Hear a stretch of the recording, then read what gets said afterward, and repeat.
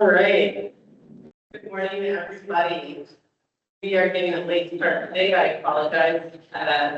But everybody has some traveling to do today. So welcome to Wilmer. We are on the Midwest campus.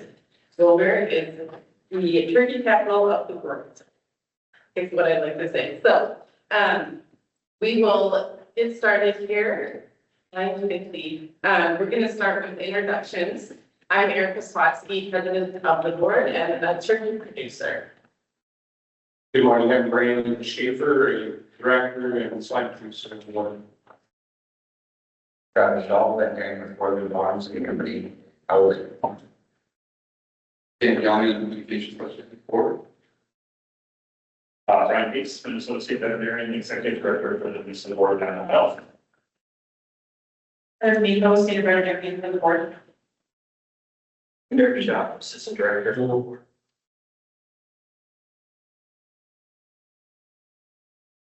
Actually, both of the turkey growing association.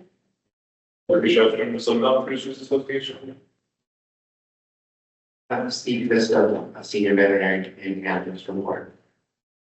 Michael Cruzan, communications director of the board. Aaron Kreider, communications specialist at board. Stacy Holzbauer, lab manager of the that's from that. Gordon Rock, board. Chris Allen, data management of the board. Same.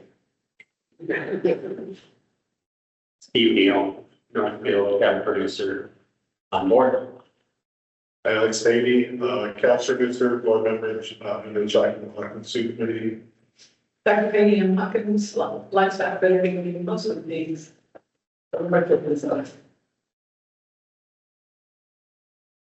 Crystal Schreiber, and both programs on board.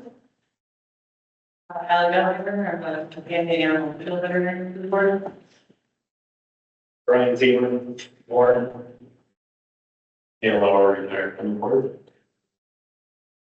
And Lucy Hunt, emergency operations over at the Minnesota Department.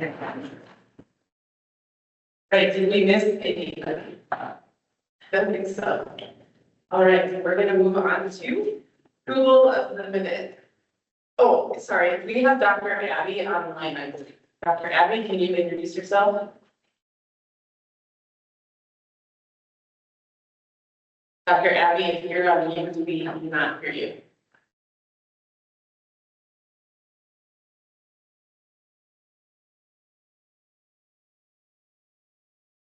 She's not on mute. No. She's on, but she's not. We will move on to approving the minutes from our September meeting. Is there a motion to approve those? I make a motion to approve the minutes. Is there a second? It's been motioned and seconded to approve the minutes from our September meeting. Is there any discussion? Any discussion? Any discussion? All in favor, say aye. Aye. Opposed, same sign. Motion carried. Is there a motion to approve the agenda for today? That's all good. Is there a second? Second. The motion is seconded to approve the agenda for today. Any discussion? Any discussion? Motion carries. All right, Brian, you're ready for your update. While Brian is making his way up, it's Dr. Abby online to introduce herself.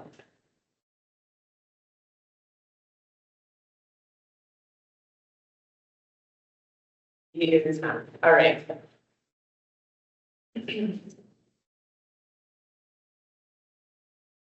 Oh, sorry, I just turned it off. Okay.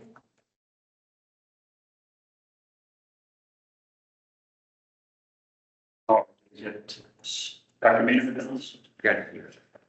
Did you, Michael, do you see your email? Yeah. She can't unmute. I tried to unmute, Teams said I can't unmute or get my camera on. Oh, I'll get rolling in. My name is Cruz. It's already online.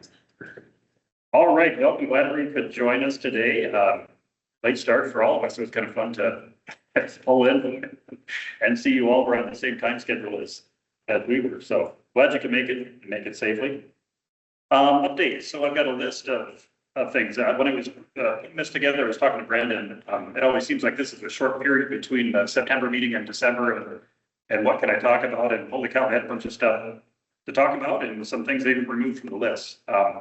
Just an overview of what we're going to cover. Some of this I'm just gonna mention, and others will be talking about it during our meeting today. Obviously, high path, H5N1 and avian metapneumovirus are still subjects and still things we're dealing with here in Minnesota. Shauna is going to give an update about that in a little bit.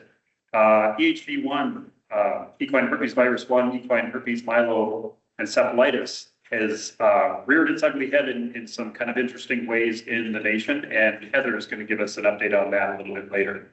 New World Screwer is still in the news. Actually, I've got a fresh off the presses update on that one. Vesicular stomatitis has been issued in Arizona this fall. We got a little some updates on our companion animal program. A couple things to mention about the shutdown.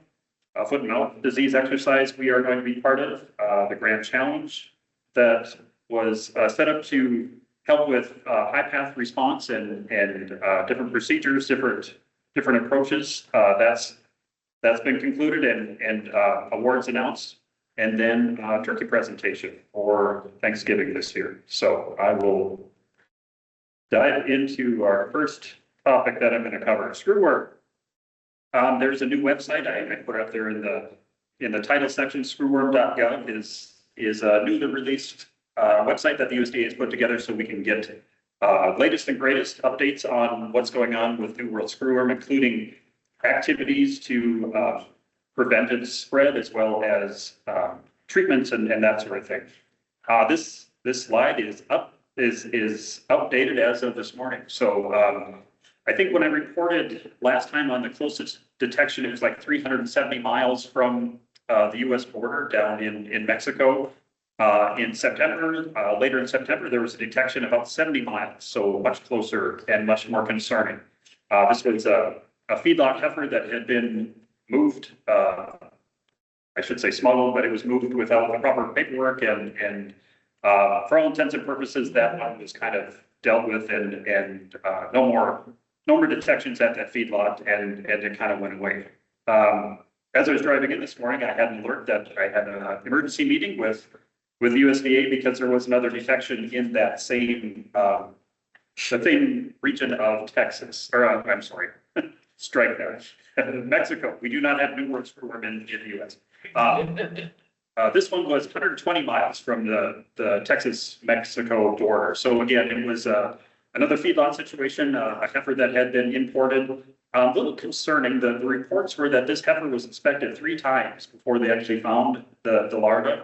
Larvae were found, the animal was treated, and they don't expect any additional cases, but it's, like I said, fresh off the presses, brand new. We're still waiting to see where that leads, if they can even trace where this cow came from. Again, that's kind of our issue with these New World Screwworm cases in Mexico, Central America, and South America. The traceability is not like we have in the US, and there's a lot of cattle smuggling going on that is spreading this closer to our border. So more to come on that. We're hoping for more transparent communication on that. We'll see how that goes.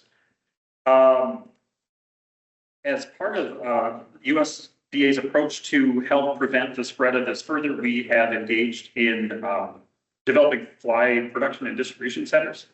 Currently, the Cora Panama site is the one that's most active, that's producing the sterile flies that are released to help control the incursion. We're also funding and helping with a site in Batapa, Mexico, which is a fruit fly facility that's being renovated to raise these sterile New World Screwworm flies. And then there's plans for a facility in the US, in Texas, at Molgaard Air Base that hopefully is coming online, or construction will start by next summer.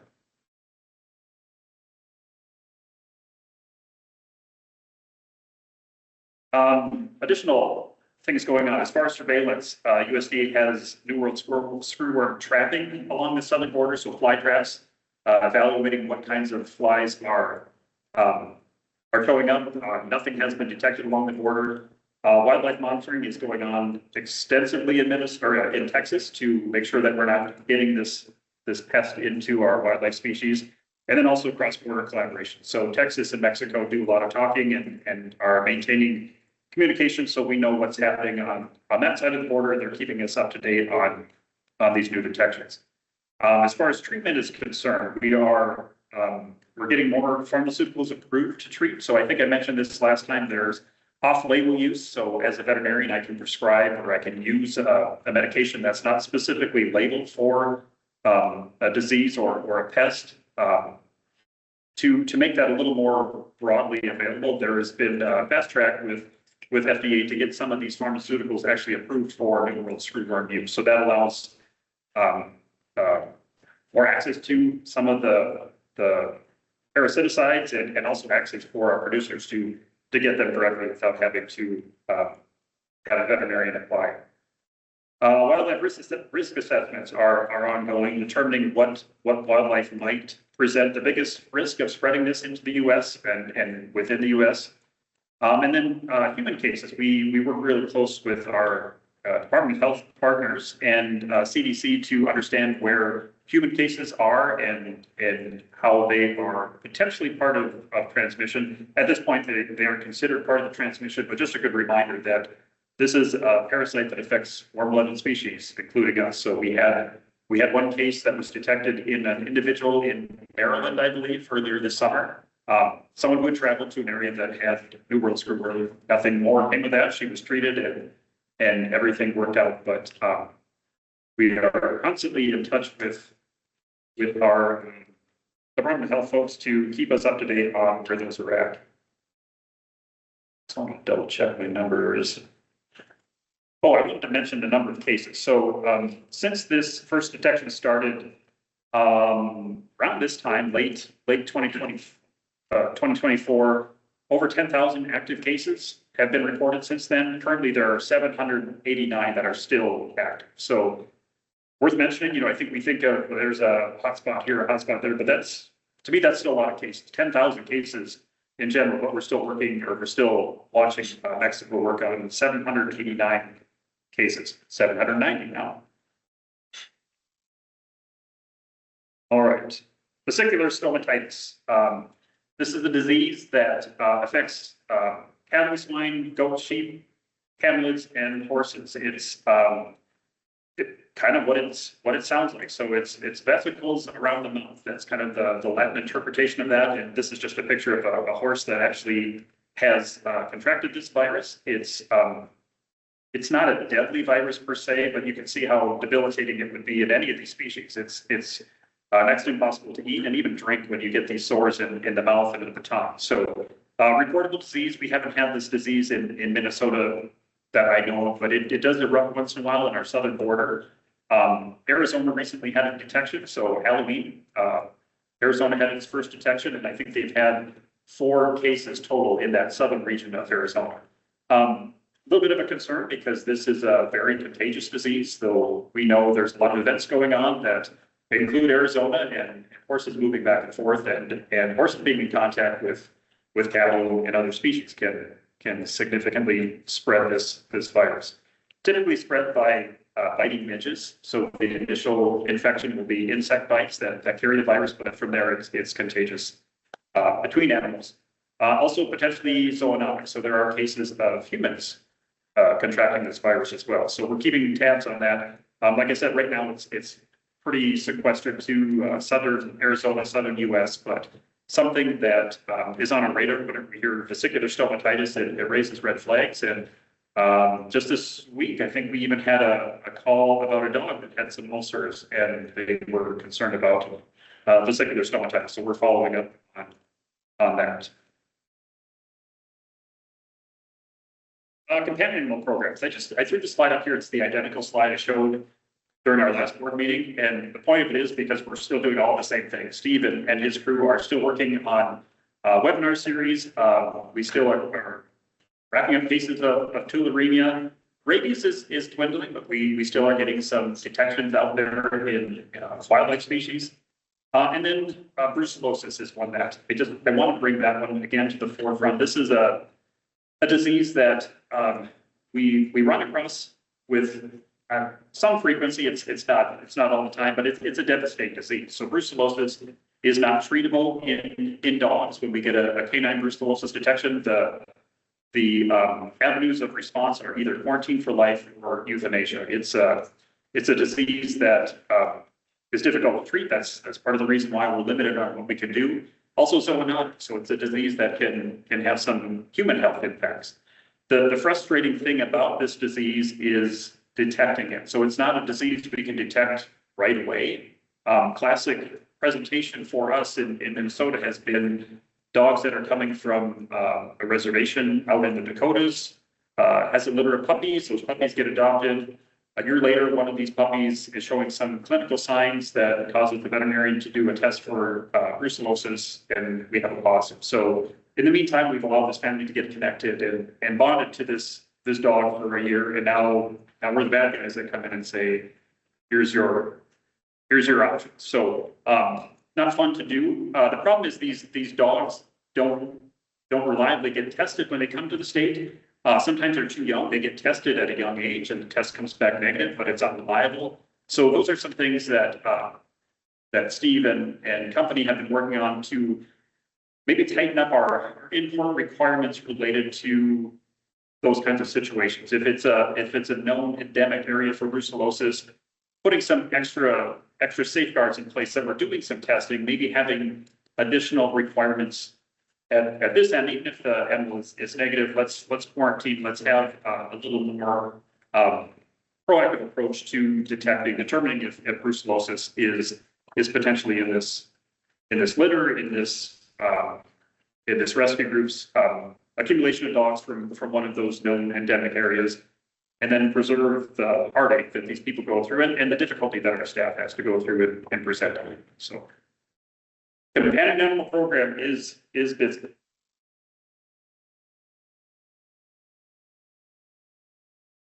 My USDA update is about Dr. Schaefbauer. So we don't have a specific USDA update per se. Dr. Schaefbauer took a detail working with, honestly, I had to have her send this because I didn't understand exactly what she's doing. She's still in Minnesota. She's virtually deployed and still very much in contact with us, but she sent me this description of what her new role is. So I'm just going to read it so I can get it wrong. Dr. Schaefbauer currently is serving in a detail as Associate Deputy Administrator for Resources, People, and Services until mid-March. In this role, she provides executive oversight and strategic direction for 3 major portfolios within veterinary services.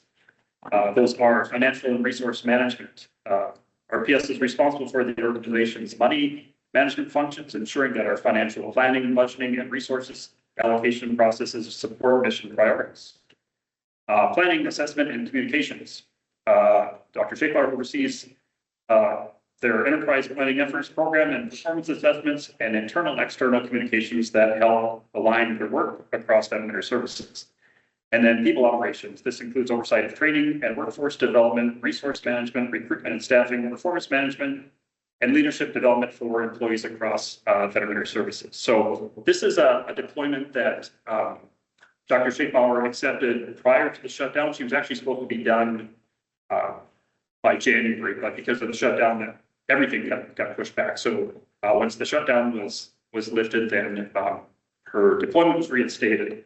I think these are great opportunities for Dr. Schaefbauer and also for Minnesota. We get that extra representation kind of at higher levels. So it's a bird we gladly bear. I guess we still have access to Dr. Schaefbauer, and USDA also supplies acting AVICs in her absence. So we have Dr. Susie Exum from, she's the AVIC for Wisconsin and Illinois. So she's been here for a good portion of this deployment, and then kind of offset with some activities, or when she's out, and then we get some backfill from local. I think is Jennifer still our AVIC now, so one of our local USDA, and then Mackenzie is, filling in here and there. So we still have an APIC working with us, and we still have, access behind the scenes to Dr. Holzbauer. This is kind of a neat thing that fell in our laps a little bit. So there's a foot and mouth disease exercise that was initiated with a couple of states earlier this year, and actually Minnesota was asked to participate on the periphery. So this exercise was kind of a tabletop exercise to delve into foot and mouth disease vaccination plan, how vaccine would get distributed, how it would get applied, how it would get shipped, all those kinds of things. The scenario actually had Minnesota listed as a potential contact state. I don't know exactly how in depth it went, but we had some folks from the board that were able to sit in on that meeting. And then the full scale activity was supposed to happen later in the year. A couple weeks ago, I got an email that asked if any states would be interested in taking on a more active role. So Nebraska was one of the states that was directly involved. They had to bow out for some reason. And so without asking Lucy, he said Minnesota would be happy to. And I apparently was the first one to volunteer. We were accepted. So then I had to tell Lucy, we got big plans.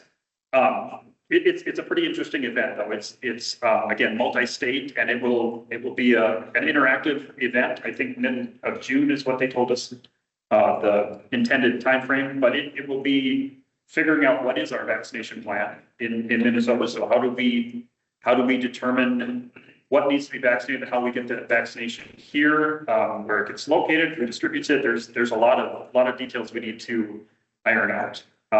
So looking forward to that. Whoops, I put summer 2006 instead of 26.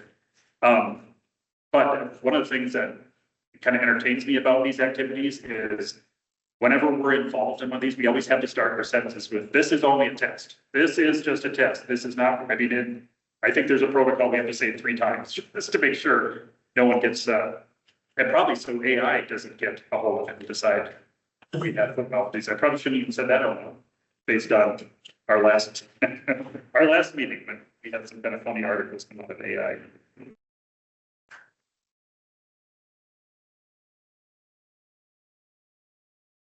Grand challenge. So just a reminder, this was a USDA program, a grant that was set up. 100 billion was set aside to fund various challenges or various ideas to help combat high path avian influenza differently than how we're doing it now. So what can we do to upgrade the way we're approaching this, how we're responding? What strategies have we not explored that we can potentially employ?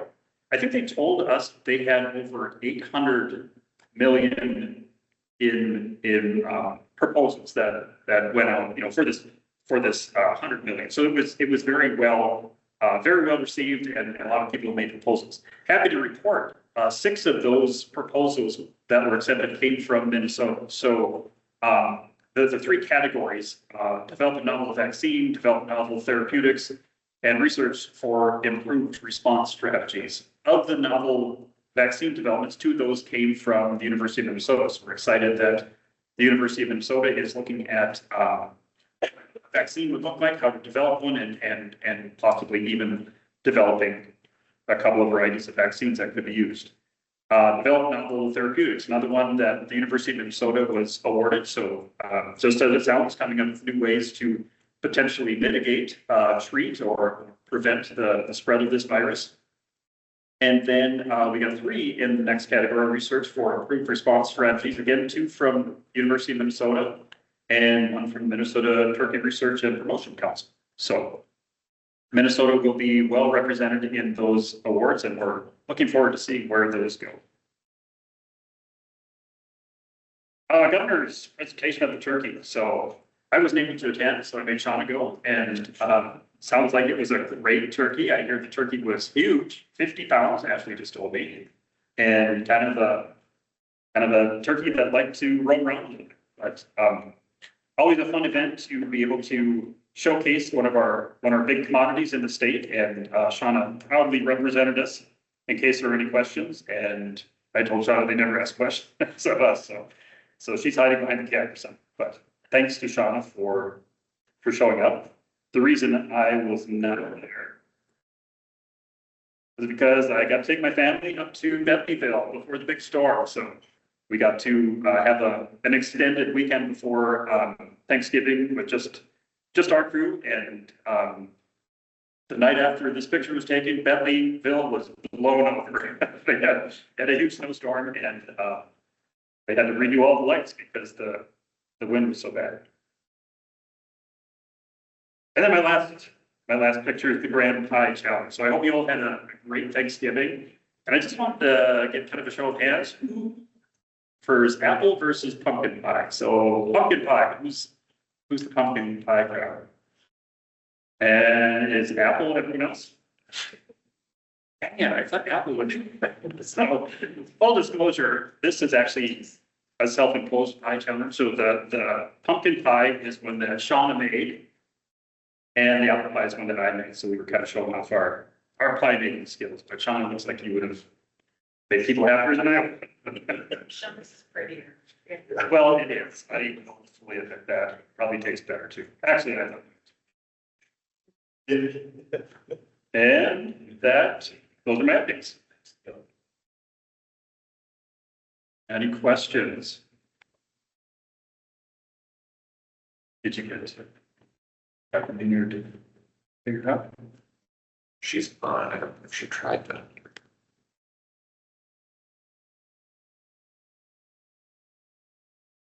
One other thing that I wanted to point out, I just saw Stacy sitting there, and it warmed my heart on the IMT call the other day when you said you and your staff got to have Thanksgiving this year. I believe that is probably the first time since 2021. Yeah. That was, so Shauna will get into the high path response, but we've been pretty fortunate that high path came early, and it seems like it kind of, I'm not going to say it out loud, but Stacy got to have Thanksgiving without having to have labs.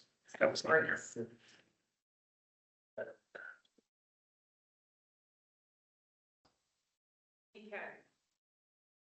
Okay, you guys are very faint right now, so I'll just turn up my volume, so in case anyone has any questions. I can't see the audience right now, so I don't know, maybe shoot me a chat or something if someone has a question, otherwise can wait till the end.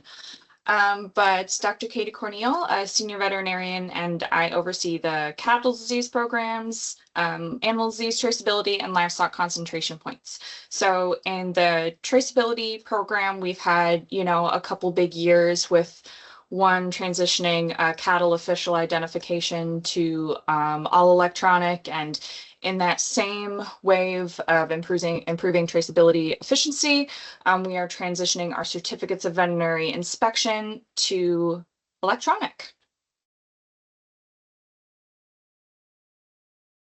All right, so for those of you that aren't moving animals across state lines often, a CVI is an official document that is issued by, the entity by an accredited veterinarian that certifies that the animals were inspected for being absent of any contagious, disease that we want moving. And it also serves as documentation of where the animals came and went from. So this is only completed by USDA accredited veterinarians. They have to be licensed to be accredited. And this is a legal document. And it's a big part of traceability because it has those origin and destination. So it's a really important tool that we use when we do have to trace animals. So that's why having these be, as accurate and quick as possible can make a big difference in the event of disease outbreaks. So here's a little timeline of the phasing that's happening. So in January 2025, we stopped distributing paper CVIs. The ones we got was all at our own cost. So we stopped distributing those to also encourage people to start getting their own electronic systems set up. And January 1st, we will no longer be accepting or they won't be, considered legitimate CVIs for exports. So that's animals leaving Minnesota, written by Minnesota veterinarians. And then July 2026, something that we are doing that's a little bit more progressive as a state and is, supported by surrounding states, is that we won't be accepting paper CVIs for imports and considering those valid. And I'll talk more about the compliance and enforcement piece a little bit at the end. So why the change? Because, not everyone is super ecstatic about the change. They've been using paper CVIs forever and don't want to get used to a new system, but it is more economical for our agency. We as a state, because laws weren't allowed to charge for paper CVIs. We just had to eat all those costs of ordering them and sending them to veterinarians. And the main cost difference is in personnel hours. You can imagine, a formatted electronic document is able to auto-populate all the information into our CVI Central program that we use to house all these, which is by Trace First. Whereas if they have to look at a scanned carbon copy smeared with whatever paper document with 20 animals on it, each with their official ID recorded in veterinarian handwriting, it takes at least 10 times the personnel hours or payroll dollars to do that. I do have from our fiscal year 2025, so that's July 1st, 2024 through June 30th of 2025, we were able to get our total electronic CVIs over 60%. So that was exciting. Been working to boost those numbers the past couple of years. You will notice by, kind of species and industry, there is a difference in electronic and paper usage. So the swine industry is a pretty good chain. They help boost our numbers. That industry is very good about electronic CVI usage and working with the bovine community to keep boosting those numbers and working with our markets especially to get them on board. And just probably preaching to the choir, but really not only is it fewer tax dollars, but the traceability, that there's less likely for transcription errors, and also it's just more efficient time-wise and accuracy wise. So in the event, and they're also automatic versus being mailed. So in the event of a disease outbreak, we have all that movement information, right away. And I will say when they get processed, the staff still do check for accuracy, but it's just at our fingertips. And, it's not like back when we had to actually go through file cabinets of all of them.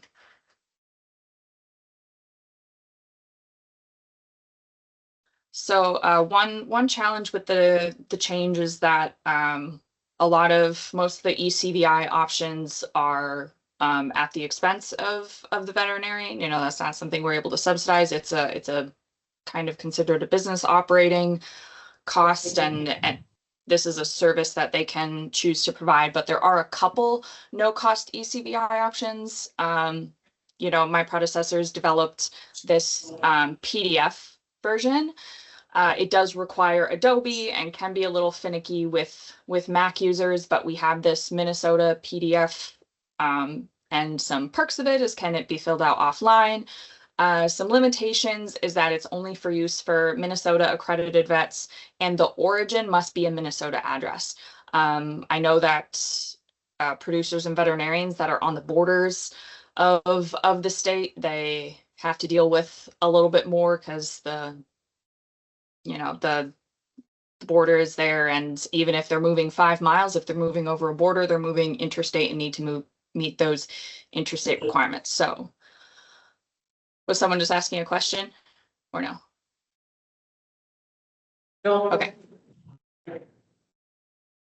Right. So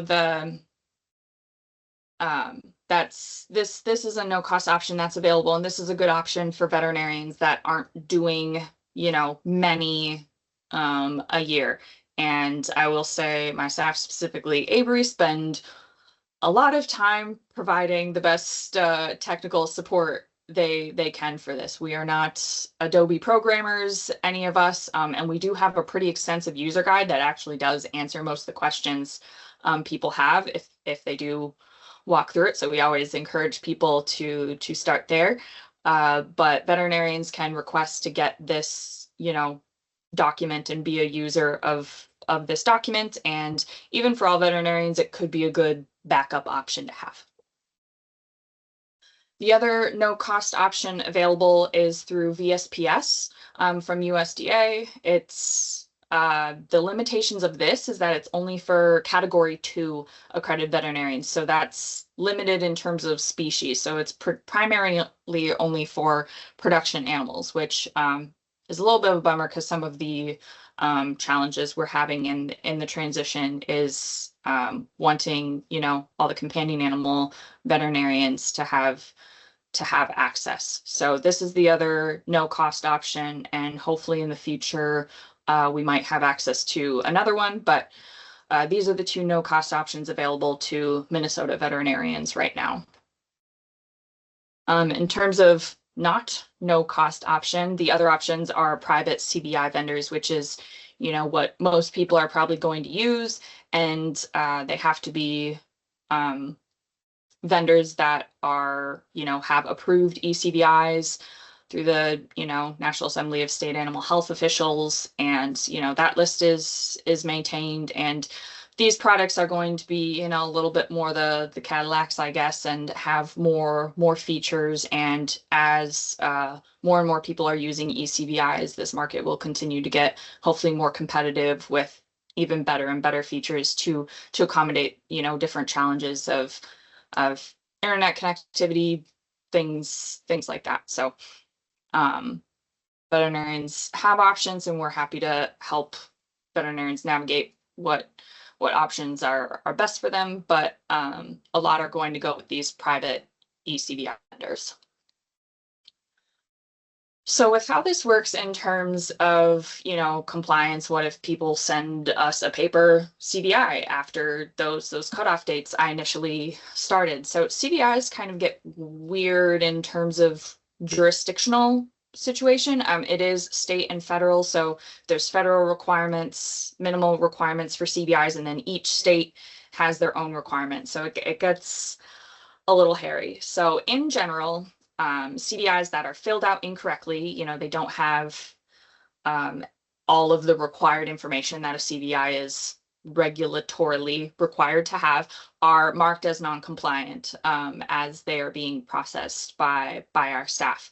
So if a paper one got sent in, it would essentially, the non-compliance would be that like an incorrect form was used, or like an unofficial form was used. On a monthly basis, my traceability staff email, send out kind of reports of the issues, and if there are any corrective actions that are needed, like, hey, we need this destination address corrected, or, we'll send it to the rabies team if it's like, oh, this import happened without a rabies vaccine, or things like that. But it gets sent to the veterinarians with a, kind of a zip file of, here are the issues that your CVIs had, and here are the corrections that need to be made.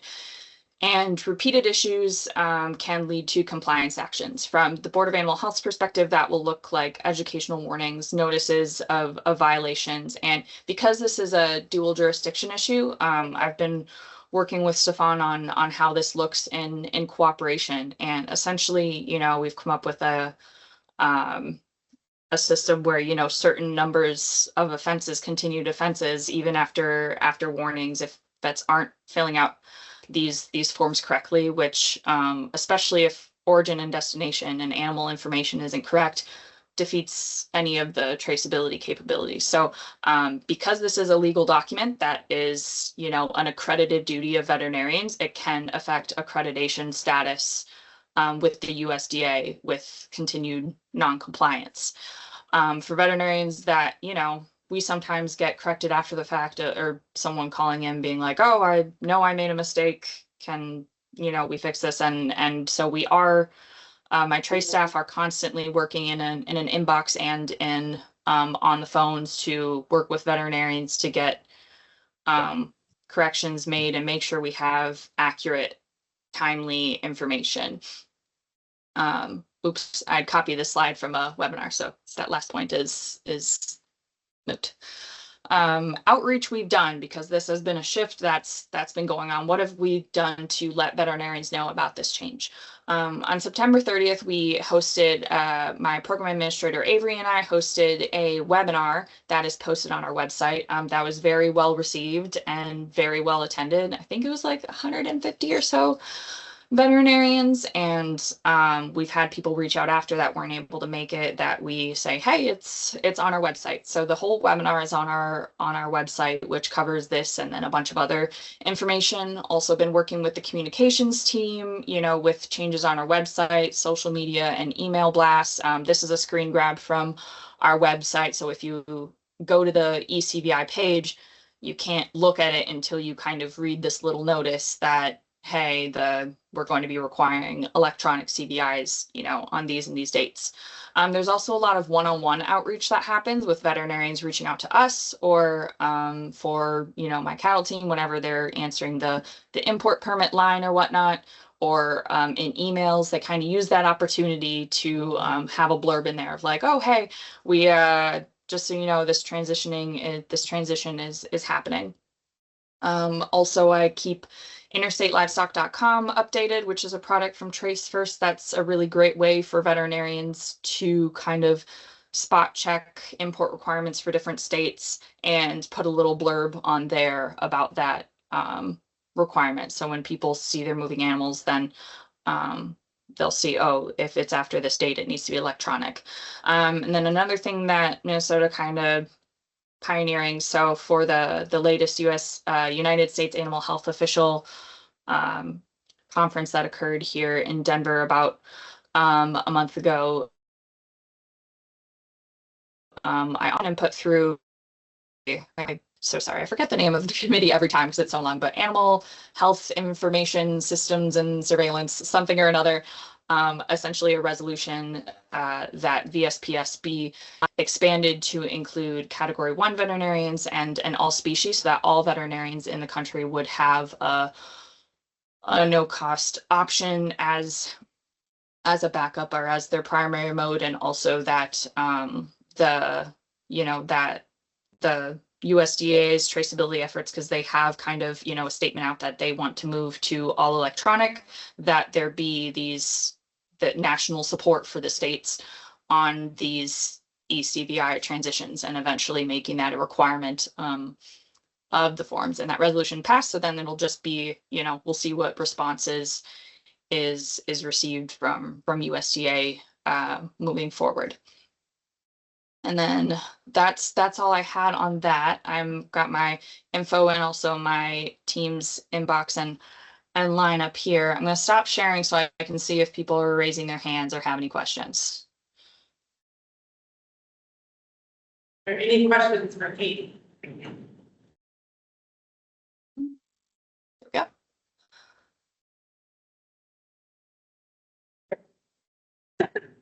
I don't see any questions for you here. Is there anything in the chat box? Okay. Katie, thank you for your update. Yep, thank you. Before we move on to the VDL update, did get a note from Dr. Abby that I think her issues are fixed. Dr. Abby, are you able to introduce yourself now? Hi, I'm Dr. Abby. I'm a small animal veterinarian serving in the Minneapolis area, and also on the board of directors as the companion animal veterinarian. Thanks, Dr. Abby. I'm glad you could finally introduce yourself. Sorry about that. That's okay. Good morning. We're ready for our VDL update. I think you may be on mute.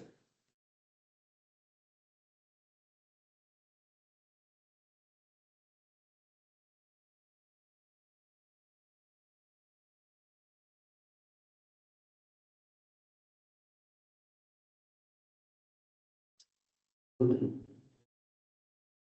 you hear me now? Yep, now we can hear you. Yeah.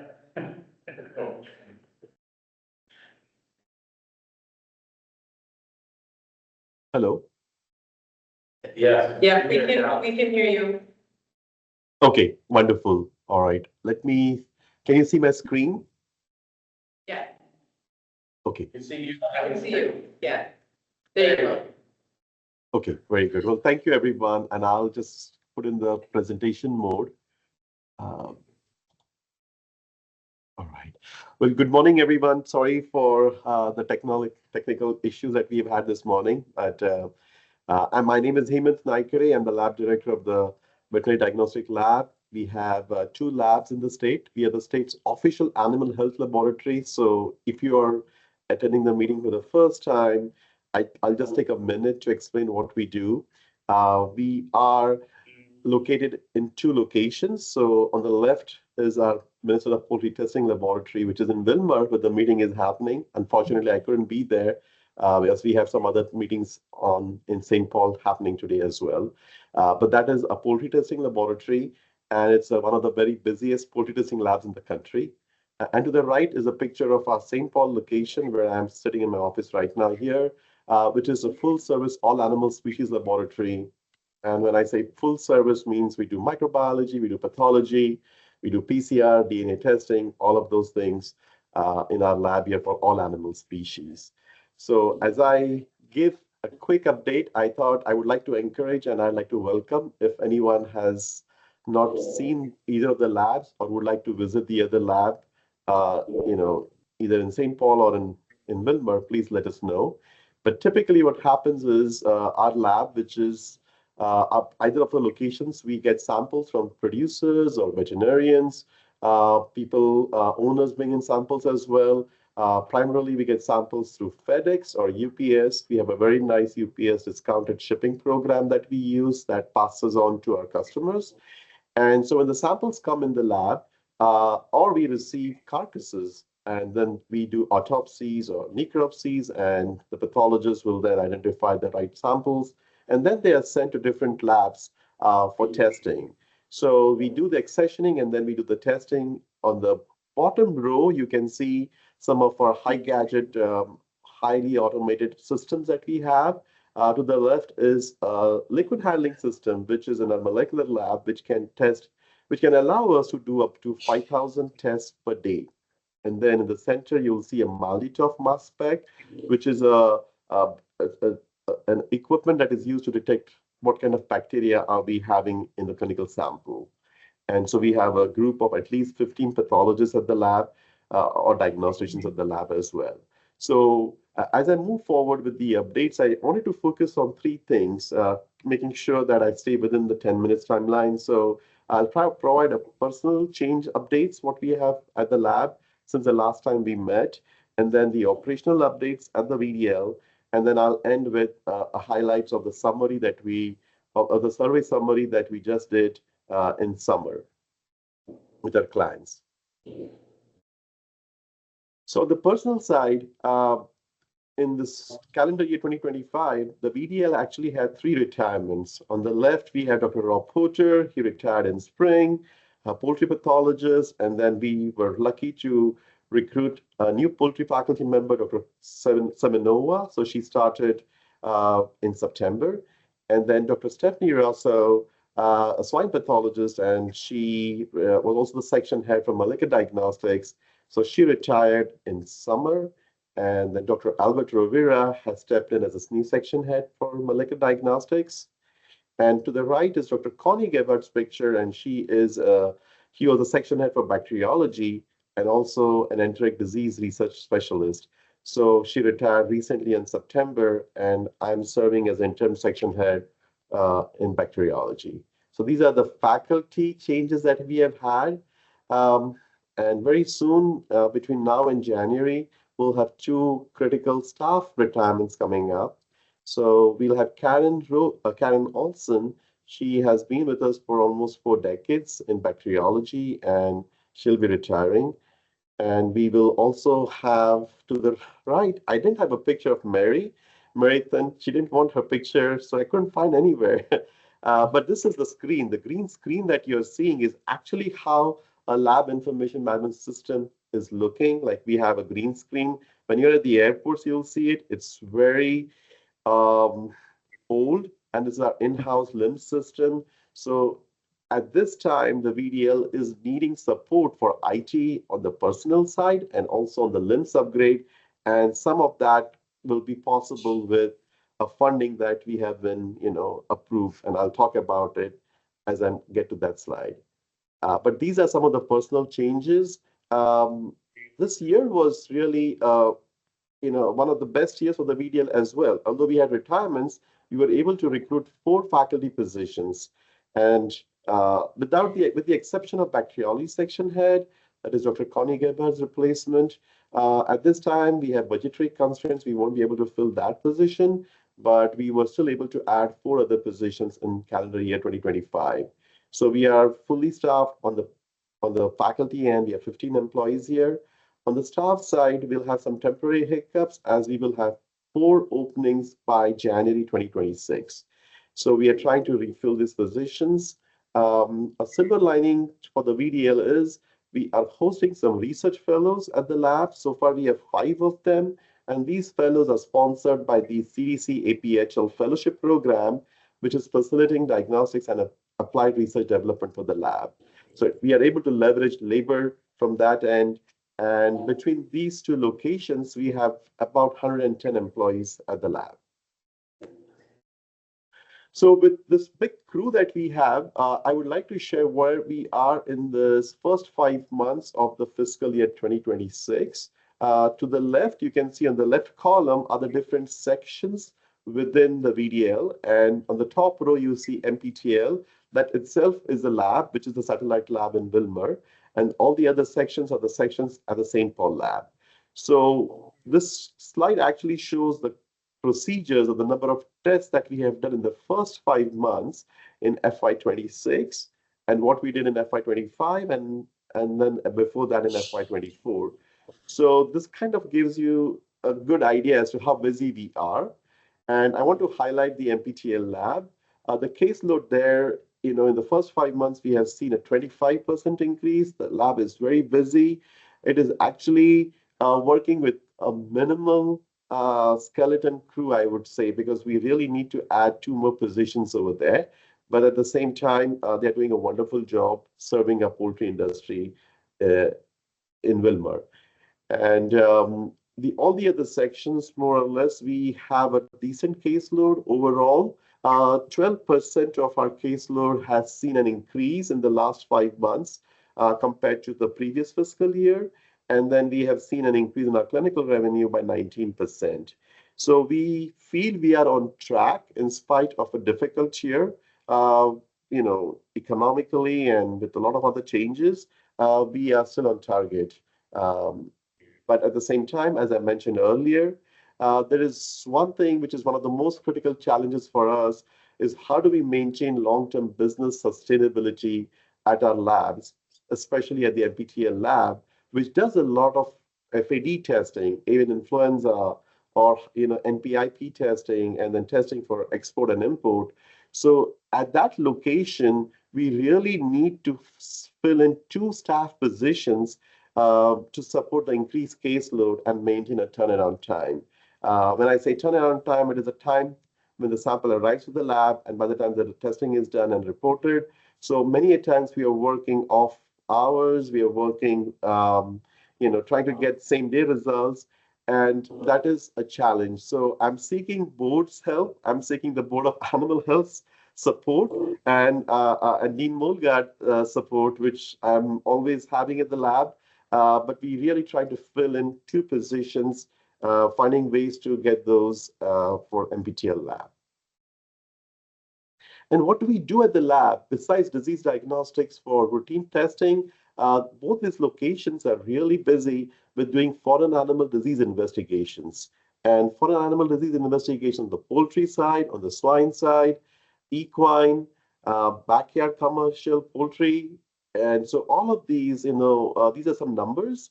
like in the fiscal year FY24, the federal fiscal year, we've done 209 investigations, or we did testing for 209 investigations. And last year we did it for 135 investigations. So these things happen. They require a quick turnaround time, accurate disease testing and reporting, and that's where our personnel play a big role. So a little bit on the equipment side now, on the personal side where we are now, on the operation side, we were fortunate to get access to the American Rescue Planning Funds, which were given to us in 2023, 24, 25. And with that, we have been able to acquire a new multi-TOF mass spec. It has not yet arrived. It is expected to arrive in January or so, but we did get $250,000 from the federal funding to purchase this. An example of how expensive running a lab is, over the next 4 years or next 5 years, we'll have to spend another $150,000 just to upkeep this piece of equipment. And so it's going to cost us $400,000 to keep it running. So while we have got one multi-TOF solution, in the works, it is also the time to replace another multi-TOF for our mastitis lab, for our bovine and small ruminant milk producers, that we use the same equipment, and it's more than 10 years old. And again, we will be looking for funds to substitute and replace another multi-TOF. We are very, very thankful to our stakeholders in the room there, and to my Dean Molgaard, and the support that we have received. With this, as everybody has seen or heard in the news, that $1 million has been earmarked from the Congressional Discretionary Spending funding for our Wilmer lab. So we are very happy about it. This is a marathon. We started a year ago, and initially we requested for almost double, which is $2.25 million, because that is the amount that we really need to maintain our critical infrastructure. And by the way, this doesn't ask funding for personnel. It is only for equipment. And so we were requesting that amount, but we are very happy with what we can receive. And hopefully the next $1 million would come in early part of calendar year 2026. At this time, we are trying to formulate plans on how can we efficiently utilize this $1 million. Perhaps we might try to spend 30% of it on equipment upgrades, and maybe the next 70% on our LIMS upgrades. The green screen that I showed to you earlier, that is a very old architecture that we have, and we need to boost it in some way or the other. So we are trying to find creative ways to seek some sort of matching funding, so that we can have an extra $1 million, and that will allow us to keep the lab going for another 20 years at least. So with all of this equipment and the people, I just wanted to highlight some of the numbers over here. What you're seeing on the screen, just one disease, which is highly pathogenic avian influenza, and we do testing for poultry, we do the testing for cattle. So in the last 3 fiscal years, we have tested close to 180,000 tests. 40% of these are PCRs and 60% are ELISAs. And so that has kept our laboratories very busy supporting the poultry and the dairy industry. I am thrilled to put the slide out because the VDL will be partnering with our faculty members at the College of Veterinary Medicine and at the university. There was an opportunity to apply for HPAI avian funding. There were $100 million on the USDA, made that announcement early part of this year, I guess. And there were 3 themes for which they were going to fund. And one of them is novel vaccine development. And 2 of the projects from the College of Veterinary Medicine have been approved for doing novel vaccine development. And then 1 project on novel therapeutics, and there are 2 more on development of improved response strategies. So in essence, there are at least 5 of these projects where the VDL will play some of the other role and will help our avian industry. And the last portion I want to talk about before I'll take any questions if you have is, we've been doing client satisfaction surveys, and we did our second year. We did one last year and we did one this year, and the results came back. We had about close to 89 responses, and we reached out to over 2,000 of our clients. And the survey actually kind of serves as a good baseline indicator as to how things are going on. So we got about 5% response rate, which is as expected. And the survey responses actually are proportionally representing our clientele. So our clientele is about 70% Minnesotan clients, 75%, and we got response about 68% from the Minnesotan stakeholders and about 30% from out of state. Our responses came from, from state really well, as we served all the 87 counties in fiscal year 25. So, and as you can see, we also receive and submit, receive samples for testing from other countries as well. So with this survey, what we try to look at is compared to last year in 2024 versus 2025, it's a qualitative survey, and when the stakeholders, rate us either an excellent or good, and that combination percentage is illustrated over here. So our overall satisfaction seems to be on track. It's about 85%. And our, the opinion on the fees, because we did have a fee hike in August, and which we have to do to keep our things running. But at the same time, we also want to maintain a good turnaround time, getting results in a timely manner. So the survey results indicate that the client satisfaction is pretty decent at this time. So with that, this is my email address, and I'll be happy to take any questions. I have another slide towards the end, which is mainly about what kind of HPAI testing we are doing at the lab. And I'm just putting it out there, but I'll be open to take any questions. Thank you. Dr. Naikare, this is Erica Sawatzke. I've got a question for you. And you put up a slide asking for support for staff at the NPTL. Can you elaborate on what sort of support you're looking for from us? Like, is it financial support? Is it finding people for those roles? Maybe just give us a little bit more details on that. Thank you. Actually, any kind of support will be greatly appreciated. That NPTL location is at the epicenter of the poultry industry. And, we have really good long-term longevity when people come to work with us. We treat them well. We work really hard to maintain our crew. But it is just that there are only 13 people over there. And adding 2 extra personnel will help us sustain this for the next, several decades, because right now the caseload has almost doubled. So any help with finding ways to fund these 2 positions, it's a big challenge, because this may not be the year where we may get funds from the state. We don't know, but we are trying to be very creative and trying to see if the industry can support, or if there could be any other way. We are also tapping into federal funds as and when we can, but any way we can support funding for these 2 positions is what I wanted to highlight.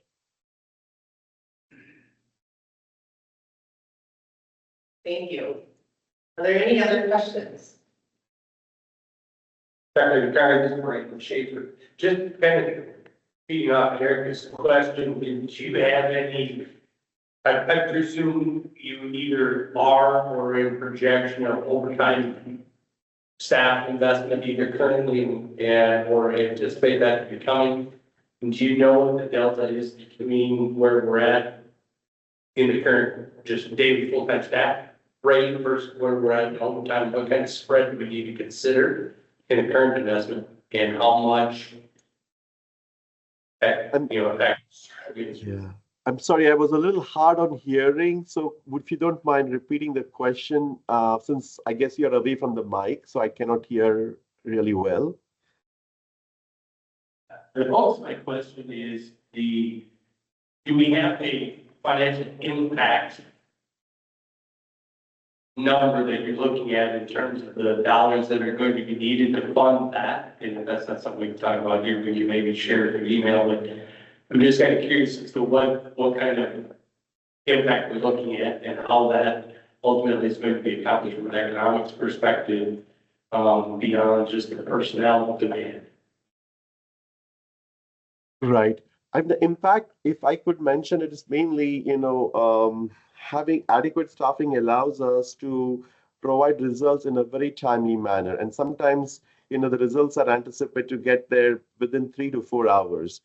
So we have the equipment side. The equipment, we are good, but having personnel support will allow us to provide a quick turnaround time, especially, after hours or on weekends and all. Because even if you have to run 1 sample or 2 samples, at times it requires 3 bodies to be there at the lab. And, that makes it very tricky. I highlighted MPTL because the total number of people there are just a dozen. And so with 12 people to sustain it, it gets very tricky. So that's, it is easy to sustain a problem in St. Paul lab because here we have a bigger crew, but the potential limitations for us to do even more. I mean, we would love to do more at the NPTL lab and serve even the swine industry over there because we are missing on some of those things because they find it very difficult to send it to St. Paul lab. But so in the long run, if we can add more FTEs at the NPTL location, because the same equipment are used for poultry testing or pig testing. It is the 7500, the PCR equipment.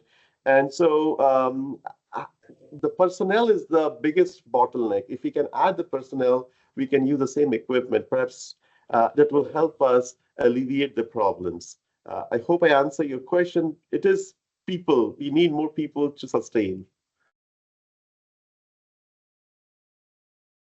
Thank you.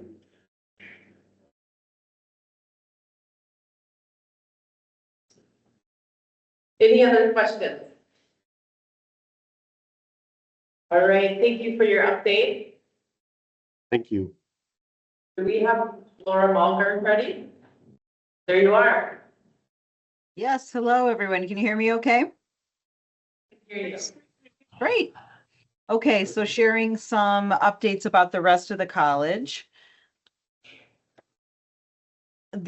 And first I'll start with the university. So the university has completed its strategic roadmap, and now, which I'm showing here with these 5 strategic imperatives. And now what we're doing is we're developing out the focus areas under each of these, and also each campus will have its own strategic plan, and then each college will align their strategic plan with the university's strategic plan. So although the plan has been released and they're calling it Elevate Extraordinary, I think in previous meetings I called it Maroon, Bold, and Gold because that's what it was being called at that point. But we're still very, very busy with strategic planning and fleshing out the details under this. So I'm the co-lead of an action team under Strategic Imperative 4, which is about research and One Health. At the same time, you've heard from me in the past about St. Paul campus planning, and that is woven into the larger plan, and it focuses on 3 priorities: the student experience, community engagement, meaning that the St. Paul campus is very connected to the rest of the state, whether it's the Veterinary Diagnostic Lab serving all 87 counties, or our Raptor Center, the Bell Museum, et cetera. And then Interconnected Futures is really more about that kind of One Health concept of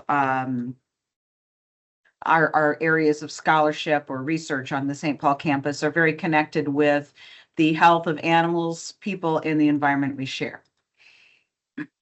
So I will be pulling together the other St. Paul deans as we look to kind of flesh that vision out, but I just wanted to show you that it is very relevant to what the Board of Animal Health cares about. Dr. Hoefs and Dr. Naikare talked about our high path avian influenza Grand Challenge grants that were very successful. So these are 4 that were specifically involving members of our College of Veterinary Medicine. So we're very excited about that.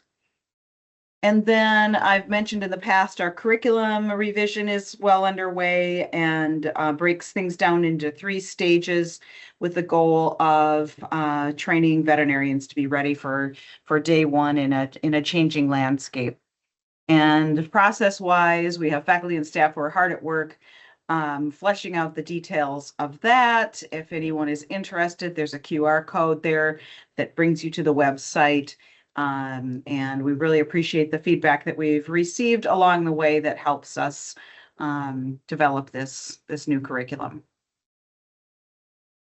Another student piece of information.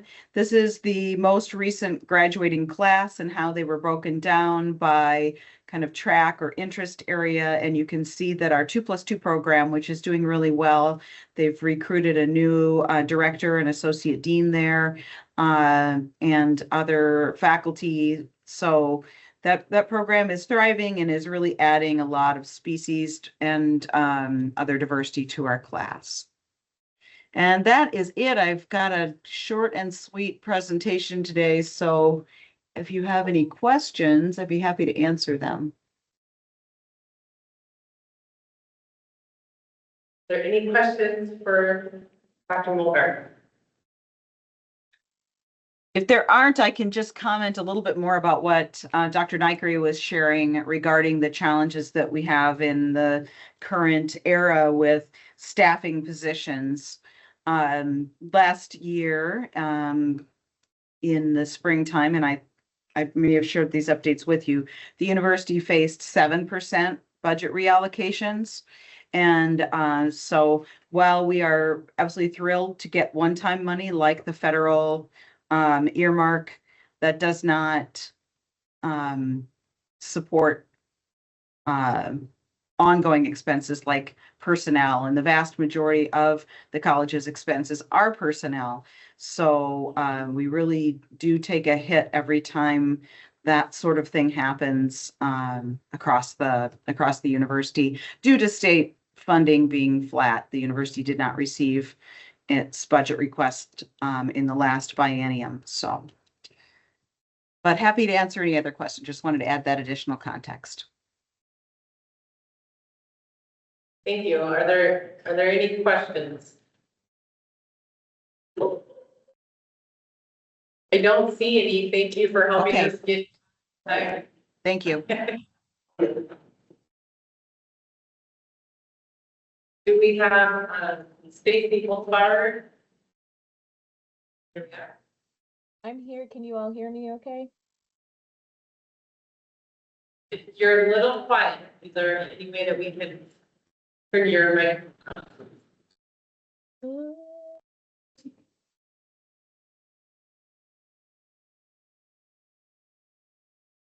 Is that any better? Yep. Thank you. Okay. All right.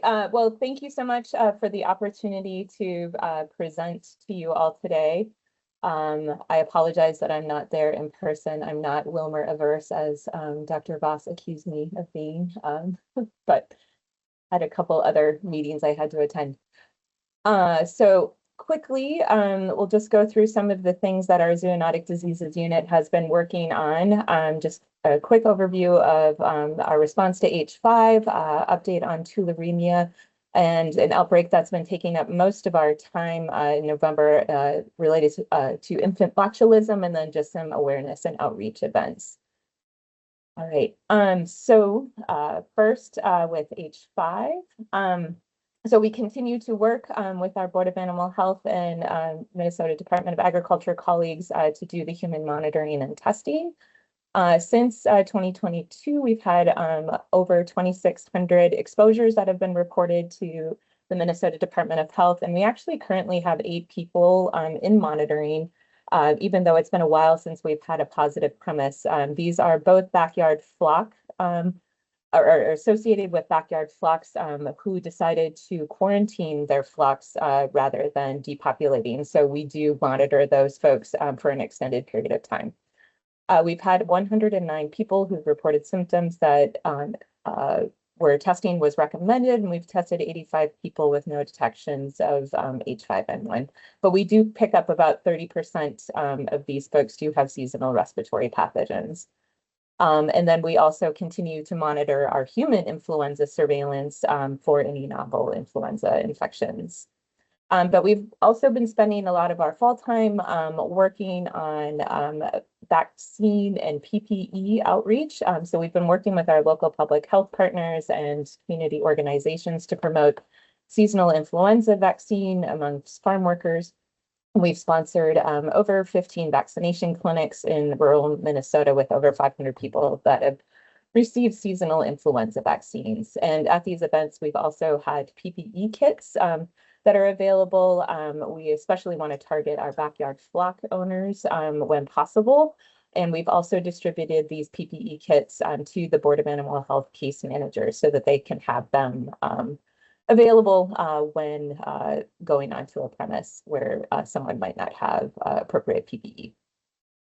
I did want to mention in approximately 2 weeks ago, the state of Washington reported the first human infection with an H5N5 avian influenza virus.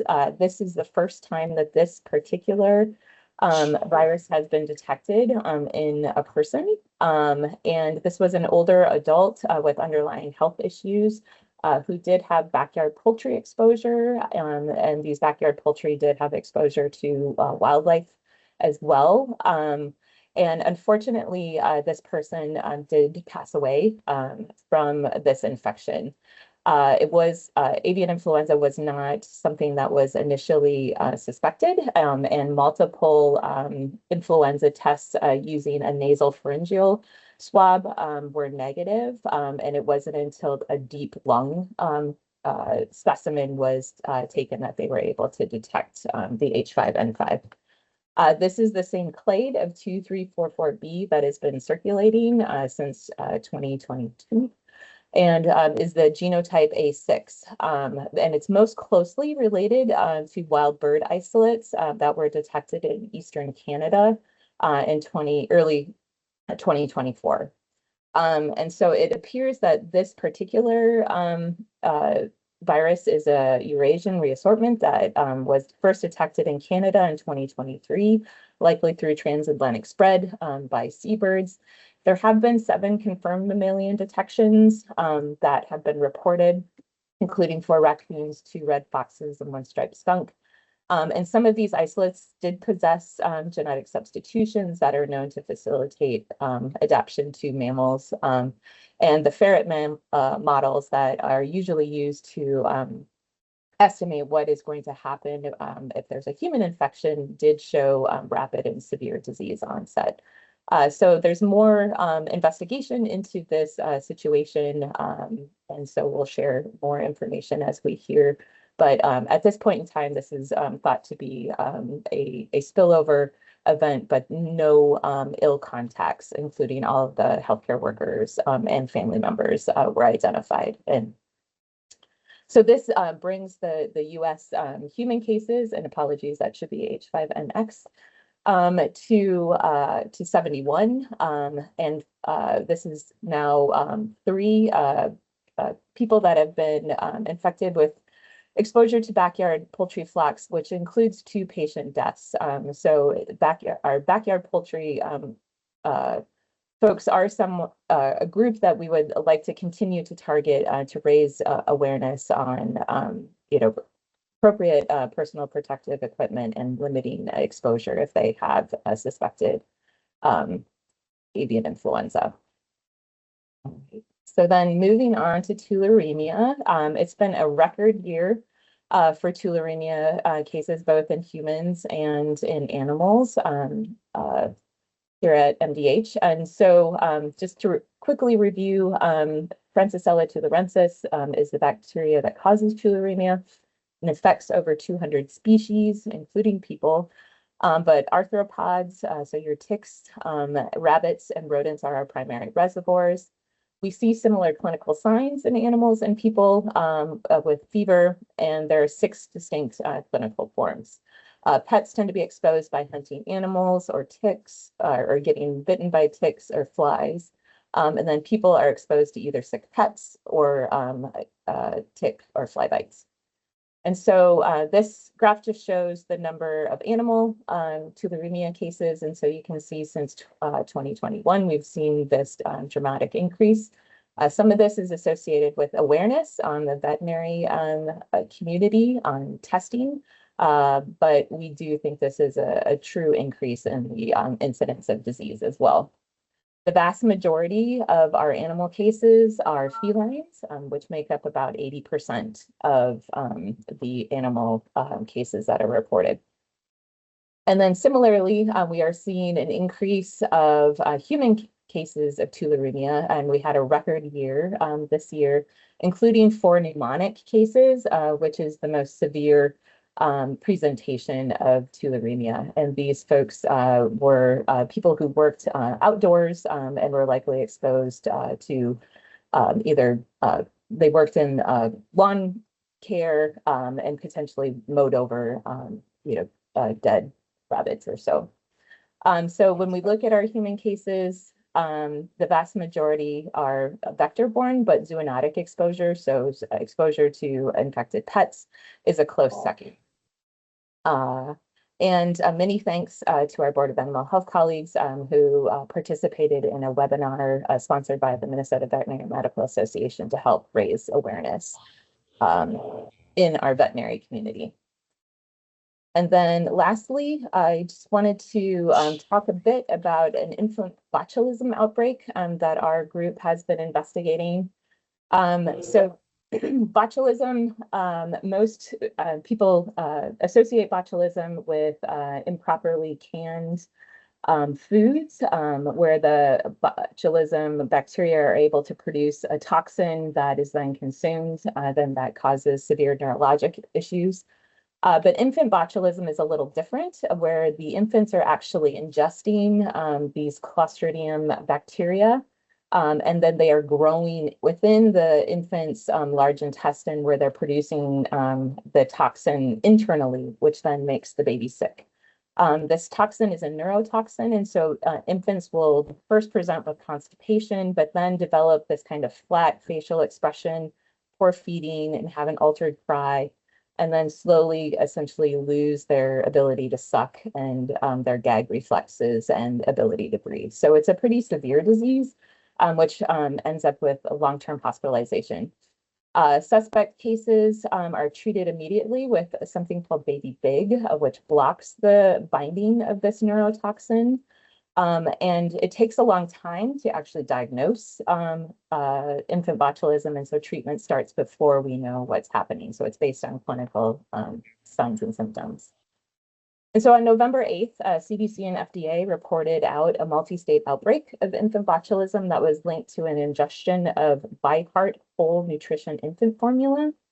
And so from August 1st to November 1st, there were 84 cases of infant botulism that were reported. And so we're always seeing infant botulism, but this was definitely an increase. And of those, 43% reported powdered infant formula exposure. And of those, almost half reported consuming this BiHeart whole nutrition infant formula. And the BiHeart actually makes up only about 1% of all infant formula sales. So this was definitely a signal that this was an issue.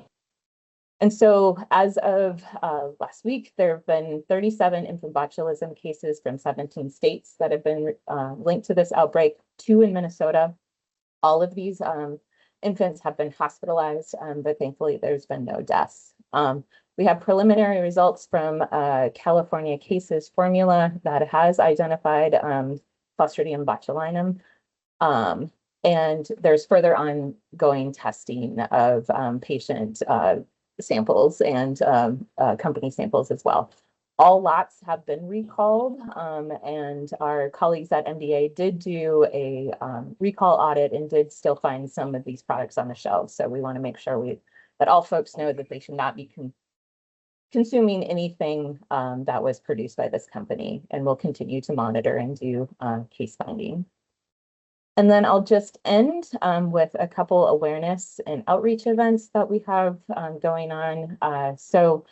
We continue to work with our human health colleagues to raise awareness on New World Screwworm. We just had an article, in our December Traveler Health newsletter, which goes to over 6,000 providers that are either primary care or work at health travel clinics, giving advice to people who are traveling overseas, describing New World Screwworm and giving guidance on identification and larval disposal, and most importantly, who to call if they have any suspect cases. And then we are excited to host our 10th annual Emerging Issues Gathering next Tuesday. And this is co-hosted with the College of Veterinary Medicine and will be held at the Memorial Kaufman Union, where we'll be bringing together over 40 organizations that work at the human-animal health interface to talk about successes and challenges over the last year. So we look forward to seeing many of you there. And with that, I am happy to take any questions.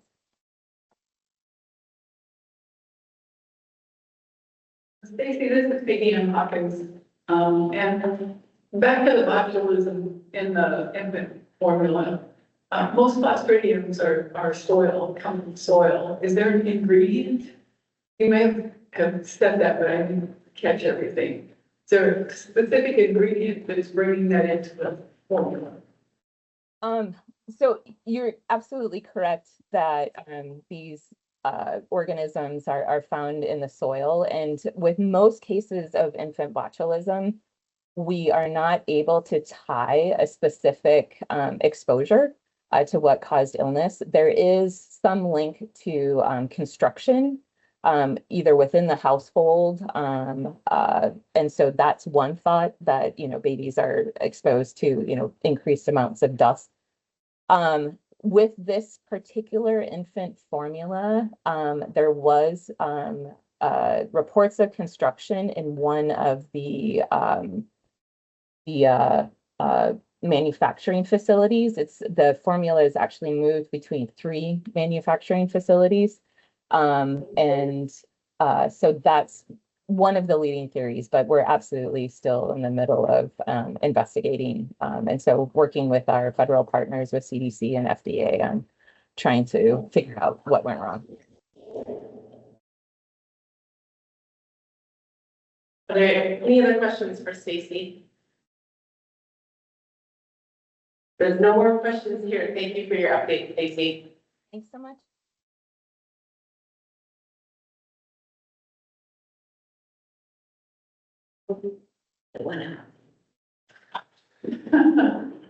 I have it here still, so we're okay here. Okay. Can Carol hear me? Carol, can you hear me? Yes, I can hear you just fine. Can you hear me? Carol, I can hear you. You just don't, the projector clicks on us on the screen. Okay. So we don't really hear.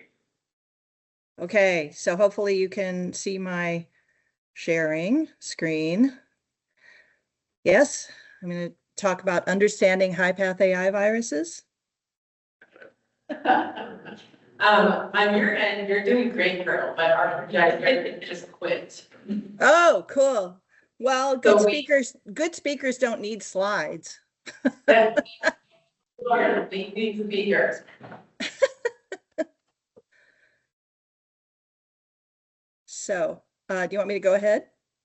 I think you can start to introduce yourself and we'll keep rolling, and we're working on getting the projector back.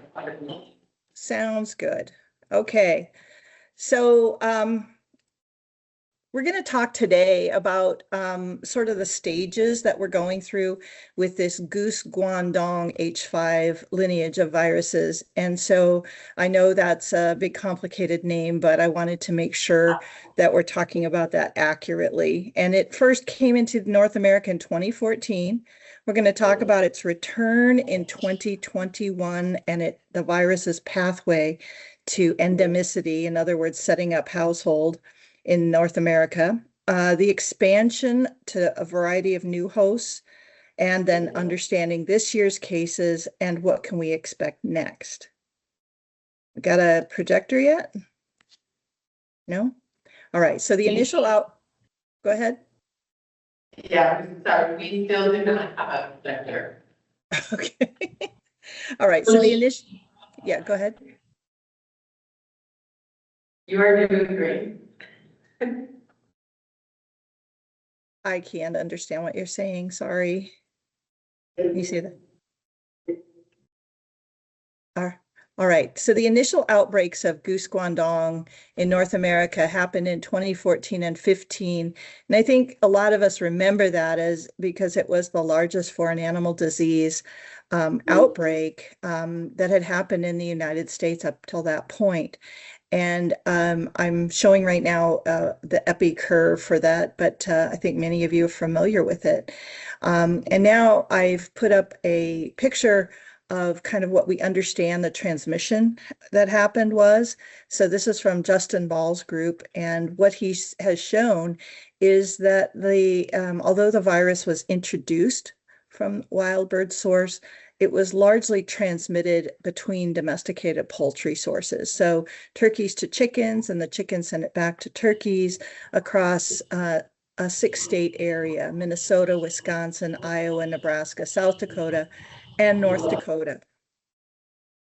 So stamping out worked well in that for that outbreak because it eliminated the source of the outbreak. So the 2014-15 outbreak of H5N2 high path AI was introduced by wild birds and perpetuated by transmission in commercial poultry. So after 50 million birds were stamped out, the virus was eradicated.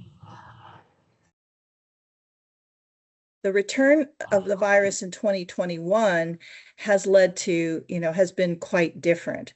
So right now I'm showing a phylogenetic tree, which I'm not going to explain except to say that it demonstrates that this particular outbreak since 2021 has been perpetuated by the movement of wild birds. So if you are seeing this, you can see that there are these sort of green aqua cases. Those are domestic poultry cases. But if you trace it back at each place where it branches off, there is a blue node. And that tells you that this is being transmitted to those cases by wild birds. This is work from Louise Moncla. So the virus source of the current outbreak is maintained in wild waterfowl. And so stamping out poultry is going to prevent the spread like we saw in 2014, but it's not, and 15, but it's not going to prevent the spread that is happening from wild birds. And it will not end the outbreak because it's not perpetuated by poultry. So 150 million birds depopulated with no end in sight because the wild bird source is not disappearing. So now we're in a period of host expansion. So I'm now showing a picture of, a lot of hosts for influenza viruses, and with the statement, influenza A virus is like naive hosts. And that's a true statement, but you can see this, picture, which is several years old, doesn't include some of the hosts that we currently know about, like cattle or llamas or alpacas or goats. And so the truth is that it's hard for us to predict just how many hosts that this virus is now in. If we look at the mammalian detections across the United States, we can see that more than 100 mammalian species have been infected with this H5 goose guandong lineage viruses. And those species, primarily there's been a lot of marine mammals as well as a lot of carnivores as well. And now we're also talking about livestock and cattle. So again, I'm showing you a phylogenetic tree that shows you the sort of the shift in genes that have happened and the branches of the reassortants that have come out in different species. And you can see that when the B313 genotype of this virus emerged in cattle, we see a cattle perpetuated outbreak. And you can see the little spots off of there where there's been spillovers into multiple species from that outbreak. Can you see my slides yet? Anybody? First up there. You can see, can you see the slides in Wilmer? We cannot, but some of us have computers in front of us, so we are seeing, some of us are Nice. seeing. Nice. Okay. Well, now I'm showing a picture of, or a graphic depiction of, you know, so what we might think of as what our known world about these North American H5N8 influenza hosts. And we know very little. I'm estimating that we know 10% of what there is to know. Remember, there are approximately 1,000 mammalian species in North America and 2,000 avian species. And to understand the roles that each of those hosts may be playing, we'd have to do years-long studies to understand if they're able to maintain the virus, if they're simple spillover hosts, and how those hosts may be sharing the virus with other hosts, etc. So prevention for poultry is really the only option, and prevention for other species. Since the sources of the virus for poultry and for all of those other species that may be getting spillovers from wild waterfowl or dairy cattle, they cannot or will not be controlled. The sources will not or cannot be controlled. So the only option for us is to improve prevention in order to reduce infections. So we're in the wilderness. We're sort of somewhere in this path, along this pathway. We saw an initial incursion where we had a poultry perpetuated outbreak. Then we saw this new outbreak that is wild waterfowl perpetuated. And now we've seen this expansion of hosts. Well, what's next? What's next for us on this path? What can we learn about what's next from this year's cases? So we have entered a stage of reassortment, and I think we have to ask ourselves why so many cases this fall. I'll try to explain it. And what does it allow us to predict for the future? So influenza A virus is the cause of high path AI when it's in poultry. So this gene that I'm circling here, this is HA, it's also the fourth gene in the configuration, is called the hemagglutinin, or HA. On the outside of the virus, you can see it forms this sort of purple knob that mediates the virus entry into a host. So the HA has several roles. It's the part of the virus that makes the virus high path AI. So when we talk about H5 goose guangdong 2.3, that's all about this gene, this one part. So there are 7/8 of the remaining genome to think about that are also present. But let's continue with the H5. The H5 also provides part of the virus's name. It governs host range. So if it's going to be a poultry virus, it's going to have a certain configuration. If it's a human virus, it would have a slightly different configuration. And it is the main antigen of the flu virus. So what's an antigen? It's the part of the virus that elicits an immune response. So there's a couple of things about that I'll talk about later in the presentation. So we've heard a couple of times already genotypes, and the main genotypes, the genotypes that are discussed here are really reassortants. So influenza viruses change in two ways.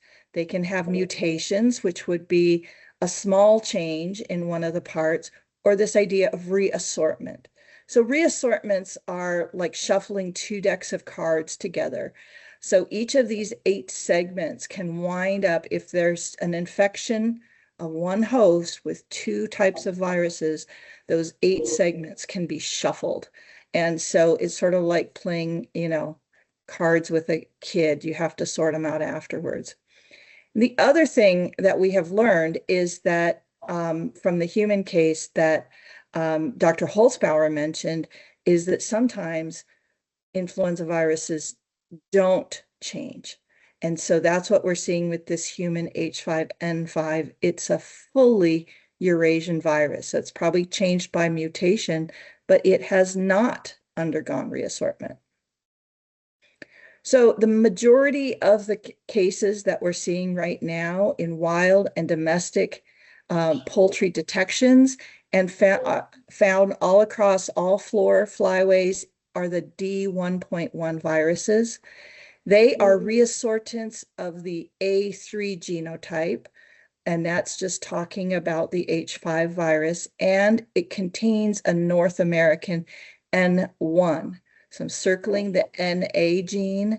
So it tells us this is already a reassortment, and it has a North American NA. So this virus is an H5N1 high path avian influenza virus. We've had, in addition, in our state, several cases this year that are new reassortants. And one of them is an N2 reassortant. So we have had D1.6, and D1.6 is an H5N2 high path AI virus. So the H5 maintains that high path AI status, but the N2 changes the name. So reassortment gives the virus new characteristics. First, it may have a new name. It may change the clinical appearance of the disease or how rapidly the disease can spread in a population. It may result in the virus having a new host range or a different host range, but the H5 is remaining fairly steady. It's still fatal for poultry. It still has the same international trade issues associated with it. And as I mentioned, it's the main antigen, so it's still matched by human vaccine candidates. So if we needed to vaccinate humans for H5, the vaccine candidates are already there. So why are there more cases this year? And I crossed that out and said, why were there more cases this year? Even though Shauna Voss is going to say that I'm cursing us. But basically, it's because we've had more infections in wild waterfowl, and I'll try to explain why I think that. So how do we know that there's been more infections in wild waterfowl? Well, one of the ways we know is that our apex predators are helping us out by telling us what's in their food sources. So this is data from the Raptor Center on campus. And this year they have had 17 cases of high path AI in raptors. So these cases are published on their website. Over the same period in 2022, there were 25 cases. And if you recall, that was a huge year for poultry cases because there was more virus in waterfowl. In 2023, there were only 4 cases because the ducks and the geese that were carrying the virus were beginning to develop antibodies, and those antibodies protected them from getting shedding much high path AI virus. And in 2024, there was only 1 case. So this 17 cases tells us that those antibodies in the wild waterfowl may be waning. And why is that happening? So aren't the ducks immune? Sort of. So immunity is based on the HA. And so the HA5, that immunity over time will wane and will change in a population. So in this particular study, I know it's complicated, but I'll try to explain it. So if we look at the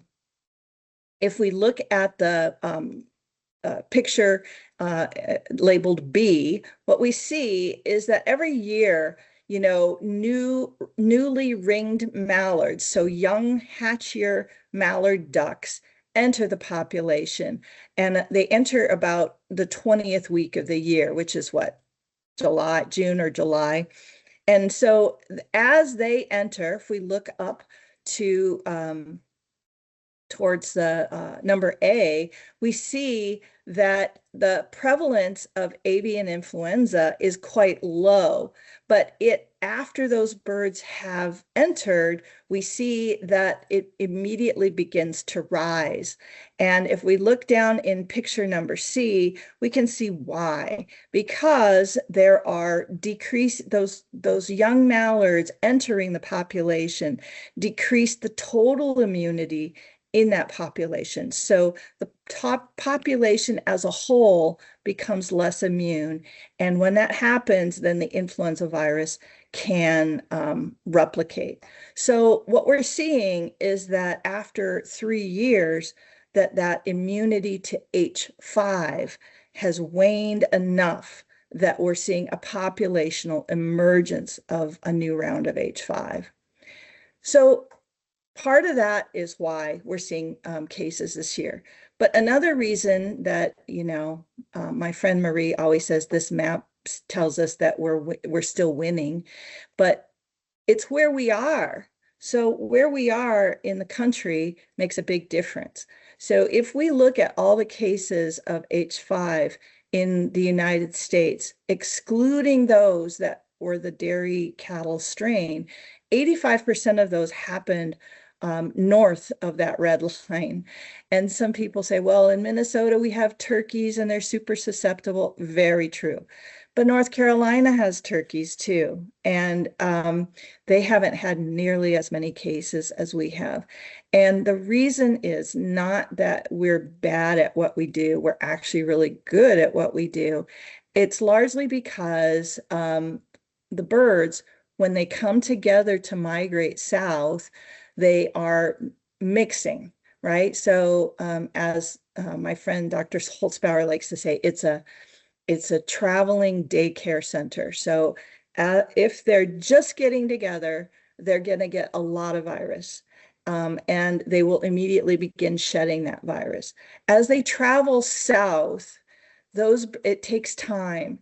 And those birds are developing antibodies and therefore shedding less and less virus. So you can see the latitude of the sampling sites. If you want to recover an influenza virus, start in the north. If you want to not find influenza viruses, go to the southern states. You can't buy an influenza virus down there. So this is a big part of it. It's the dynamics of that moving population of migratory birds when they come together, when they start shedding new viruses, and when they develop immunity. So this was a bad year, and that's for several reasons. The virus is changing, and that for sure changes the, how the birds see that virus and how it looks in the environment. But the populational immunity of ducks was waning, and that is probably why we've seen more in them. And finally, we are lucky to live in the land of 10,000 lakes and 10,000 influenza strains. So we are here, kind of have an understanding of what's behind us, maybe some understanding of what's happening now, and we're going to get more data as the year goes on, but what's ahead of us? So good news, next year will probably be a better year. There's going to be more duck immunity. We can predict that from past studies of influenza viruses. And I want to remind us that we're doing very, very well in several ways. First, we are controlling poultry outbreaks successfully. And that in large part is due to the efforts of the Board of Animal Health. So if we think about it, we're having the 2022 outbreaks, and this year's outbreak is one of them, have been driven by wild waterfowl. But we could also have laid on top of that a poultry perpetuated outbreak. So we could have a combined effect of 2021 and 2014-15. So by controlling outbreaks successfully even though it doesn't seem like it, we are improving our lot here. We've also had no human cases in Minnesota, although I would argue we've had more human exposures. So we're doing something really right there. And our partnerships, our public-private partnerships remain Minnesota strong and are a point of pride. But now we're facing new challenges, new viruses, likely in new hosts, and we'll be shocked to find them. But we have to remember influenza A viruses like naive hosts. We have very little understanding of the rest that's out there. So we have to be nimble to continue our success and to address these new challenges. So with that, I'm going to end this with, a quote from, one of the greats. The only predictable quality of influenza is that it's unpredictable, from Dick Slemons at The Ohio State University. So with that, I'm happy to take any questions.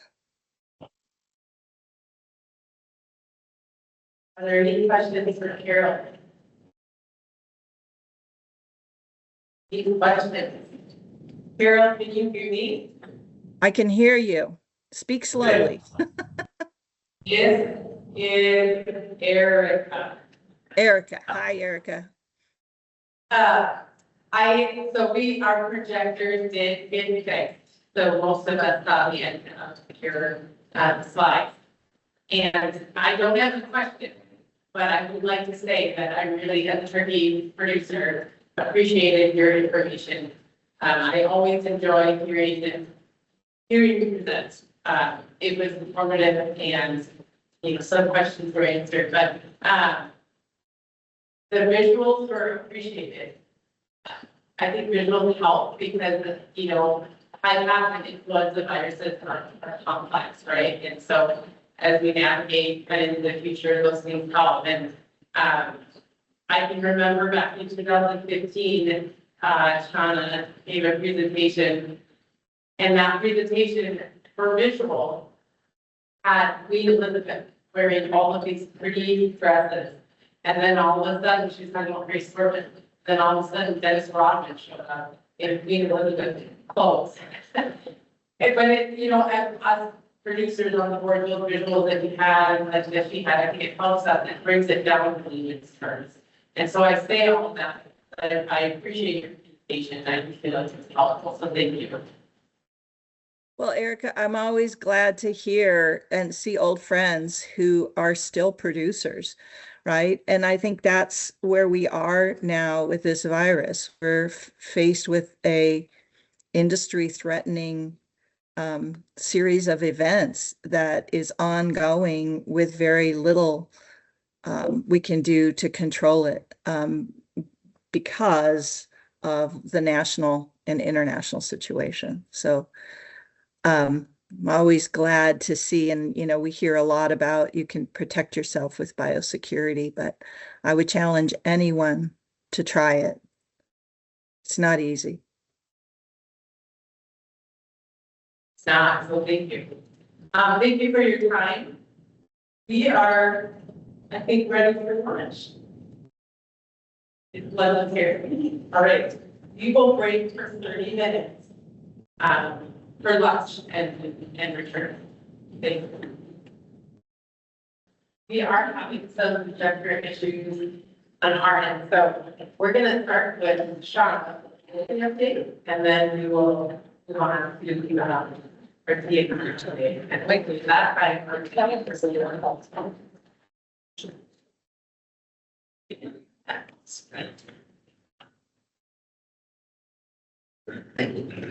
Try to project this.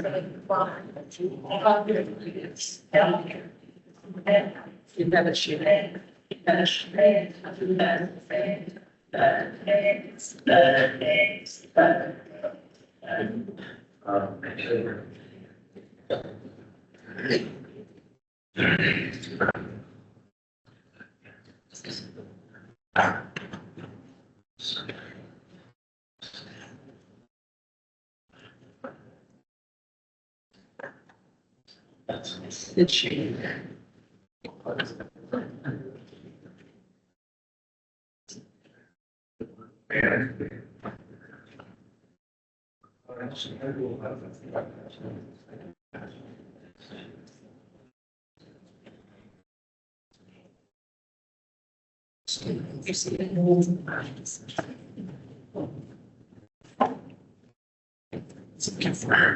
Okay, we're good. So I'm going to give you a quick update on the poultry program activities that I was trying to remember what all I should cover. Knowing that we just met in September, and then I realized we had an entire outbreak that happened from when we last met till today. So as you've now heard a number of times ago, we had a pretty significant outbreak here in Minnesota with HPAI. We're not alone in this, and so I have some lovely slides that show the national picture. I'll try to summarize it for you guys who don't have access to it, but it's been a significant outbreak across the United States. There's been certain states that have been hit pretty hard. Indiana specifically, right now is kind of our hotspot state. In our last 30 days, Minnesota is not on that list, which I'm very happy about. But we do have cases still reported in the Dakotas and all of South Dakota within the last 30 days. Excuse me. If we look at all flocks, and that's just kind of our commercial flocks, if we look at all flocks across the United States, there's a big chunk, I'd say 2/3 of the United States has had at least state detection when we factor our small flocks. And so, as Carol has already kind of discussed, and maybe the reasons why this has not been a great fall or high path in the United States. There have been 97 confirmed flocks according to USDA within the last 30 days. And that was data as of yesterday. In Minnesota, so this is still considering an ongoing outbreak. I probably say that every time, but it's an ongoing outbreak from our 2022 event. And so in Minnesota, we've had 210 cases since the start of the outbreak, which was March of 2022. 53 counties have been impacted, and we are currently at 9.9 million birds that have been depopulated since the start of the outbreak. And all of this information is available on our website. So if you ever want to go there and just kind of track where our cases are, and what those numbers are, and it tells cases by county as well, so you can kind of see when they were confirmed, what those apartments were issued, and the type of poultry. As far as our breakdown this fall, we've had 24 cases since September 16th was when our first commercial case was detected in Minnesota. Our last commercial case was October 22nd. So we had about a month where it was pretty heavy, and it's been, can't say the word, right? It's been, we've had a little bit of a break, so we're going on about 6 weeks since our last commercial detection. As far as the breakdown of types of poultry, 16 commercial meat type turkeys, 4 commercial turkey breeder flocks, and then we've had 4 backyard flocks that, according to the World Organization for Animal Health, are classified as non-poultry. And what that means is that the restrictions as far as control areas that normally get placed around commercial flocks don't get placed around these flocks, and it doesn't impact trade in the same way that our other detections do. So I wanted to just walk through kind of what happens to these affected flocks for you guys today. I've probably been through it before, but I thought it was maybe a good reminder to just remember all of the steps that have to happen once the flock is detected. And so this certainly starts before we have any lab positive results, where we get a report from a producer, from a veterinarian saying you've got clinical signs that may be consistent with high path avian influenza.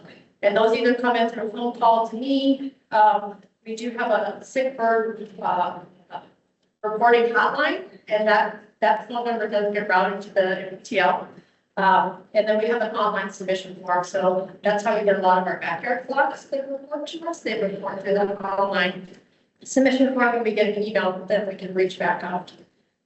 From there, we coordinate with the lab to make sure that we can get those samples tested. And, I work with Stacy really close on those samples so that we know how many samples are coming in, what's the estimated time of arrival, do we have a lab technician that can maybe stay late that's coming in after our scheduled run.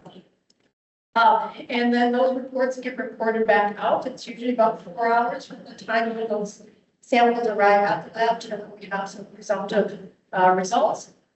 And if they're avian influenza matrix, so that's just looking for all influenza days, and H5 positive at the null lab with clinical signs, we call it a presumptive positive.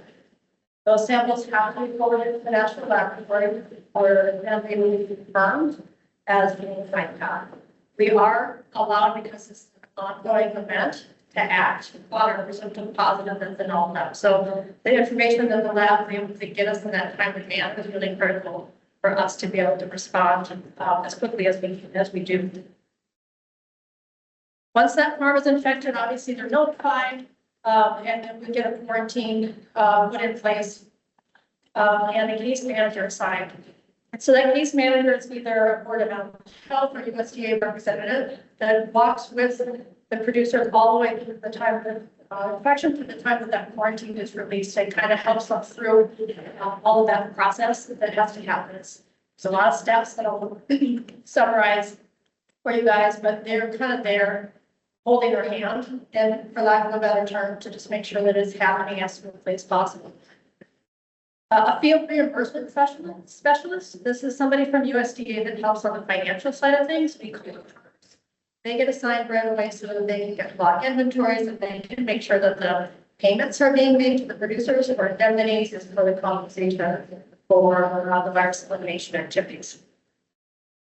And then the last piece of paperwork that happens when we have an infected flock is something called a flock plan. And that's something that USDA requires, and it lays out, it's basically a contract and agreement that says who's going to do what activity, and who's responsible for that, and then kind of making sure that all of the activities happen. So who's doing the depopulation, who's doing the virus elimination activities, and what's the estimated time. So once we have a detection, we want to get that flock put down as quickly as possible. Our goal is 24 hours.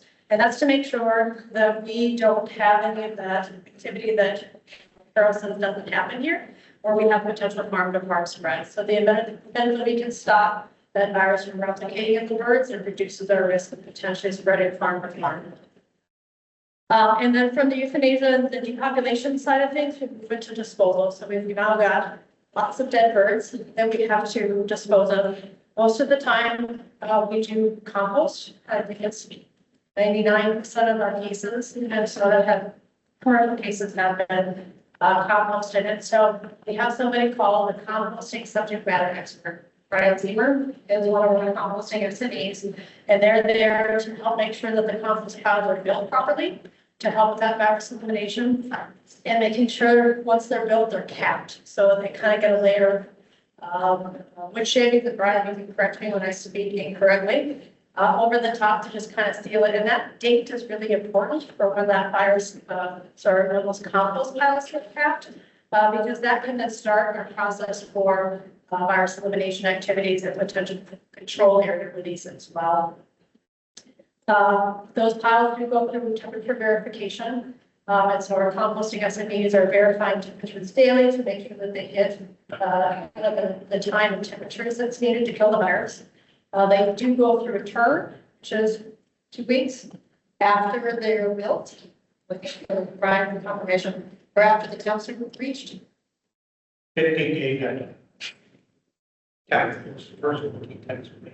So for 15 days after the first caps are made. And then they're followed all the way through to compost release. So that process, if it all goes well, is about 28 days to get that compost principally being considered kind of done. The tables that I have on here on the graphs are commercial cases that have reached these particular guidelines. So all of our 20 commercial cases have had their compost piles capped, their compost piles turned, and I have 19 for compost complete, but I think as of yesterday afternoon, we actually hit our 20th case as method as well. So all of our commercial cases are going through that process well. And the next stage is virus elimination. So we want to make sure that the virus that was on the farm is no longer there and not at risk for infecting anything else. And so our producers have to hit what's called an initial virus elimination date, so an IVE, and that's can happen once compost piles are capped.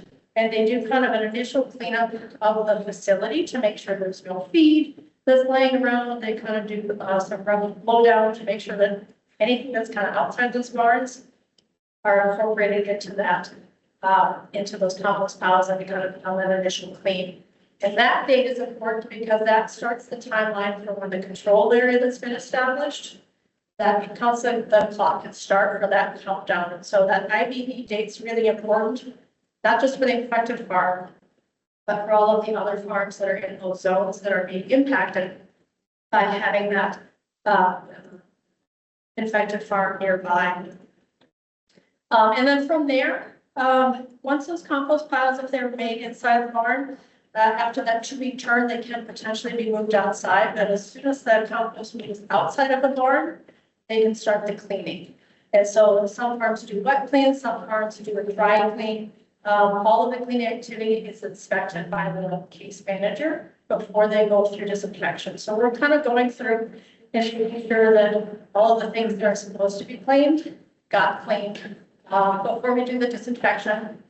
And after the disinfection, we go through and do an environmental sampling to look to see if there's any viral virus still left in the farm. And so again, the table at the bottom is kind of where we're sitting with our currently 20 infected farms, commercial farms, all of them met their IBE date. We've got 12 farms that have completed their cleaning and disinfection. We've got 6 environmental testing samples completed. So we're making progress through that. And then before farms once we've reached all these other things, before they're allowed to restock, there's a couple other things that they have to do. And I know I've talked to you at past meetings about the biosecurity compliance audit program. This is the new rule that USDA put in effect, and it came into effect December 31st of 2024, that requires all affected farms to pass a biosecurity audit prior to being eligible for restock if they want to be eligible for indemnity. This program requires that it's a written review, or review of the written biosecurity plan. It requires a documentation review, so we're looking at paperwork that kind of supports the biosecurity measures that are written into their plan. And there is an on-site biosecurity compliance verification portion of the auditor goes out into the farm to actually verify that the things you say you're doing on the plan is actually being done on the farm. I'm going to sum this up by saying this has been a challenge for all of us, the producers, the auditors, even the audit reviewers. So this does require an auditor. It can be somebody from the state, it can be somebody from the federal government to actually perform the audit. And it requires that there's a federal veterinary medical officer that acts as the audit reviewer.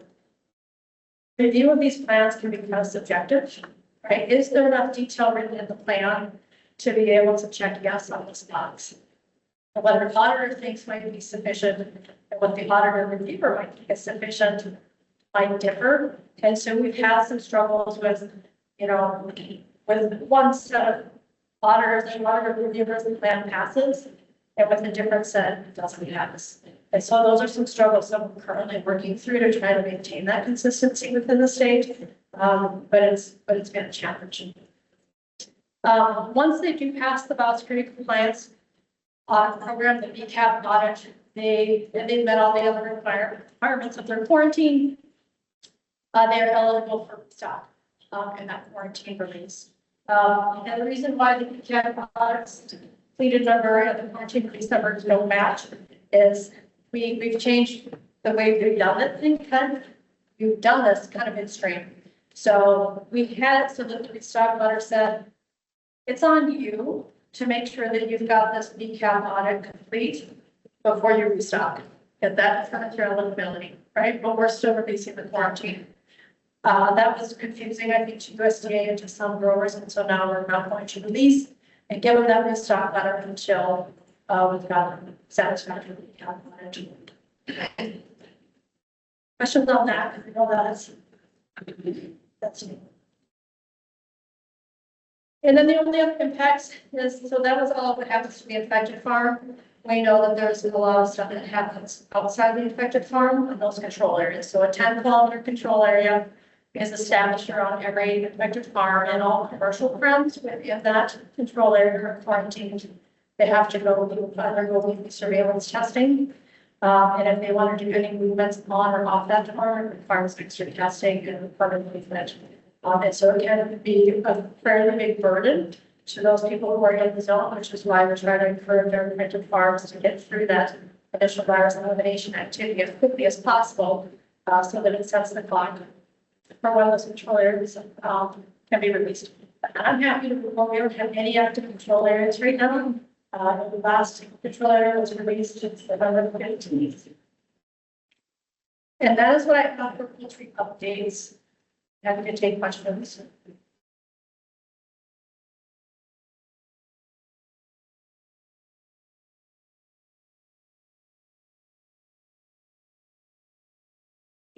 Easy. Any questions for Shauna? Let's see, thank you. Yep. I appreciate it. I don't know that we've ever talked about kind of the whole process of the way that a producer is deposited and what it looks like. I mean, we've talked about like a control area or even just the beat cap audit. So thank you for explaining that, because as a producer that's not through it is a lot to go through. So thank you. Okay, so we have our DNR update next. We have Mary Wood available. Hello there. I'm going to go ahead and share my screen. Hopefully it shows up for you. You able to see my slides okay? Not yet. We hear you, but we don't see your slides. That's not her. Okay. She's doing fine. Oh, it sounds like it's on our end. There you are. We can see you now. Okay. Sounds good. Well, I'm just going to give a relatively quick and dirty update on some of the wildlife health team and what we've been up to this fall. And I thought I'd start out with talking a little bit about CWD. Let's see. So this year's surveillance, we had targeted mandatory testing in a number of different management areas across the state. If you are able to see my slides, those show up in yellow. And then we also had mandatory testing in some surveillance zones around the state as well. So these are just kind of along the border of some of our management zones. And those are in purple in the map. That mandatory testing was just for our rifle opener. So that was November 8th and 9th. And then outside of the opener, those areas did just have voluntary testing, and then the rest of the state had voluntary testing as well. This is a super big endeavor for us. It's an all hands on deck event. So for opening weekend, we had 312 staff and students that were out working CWD check stations. We had 59 stations that were fully staffed, and then we had 29 self-service stations.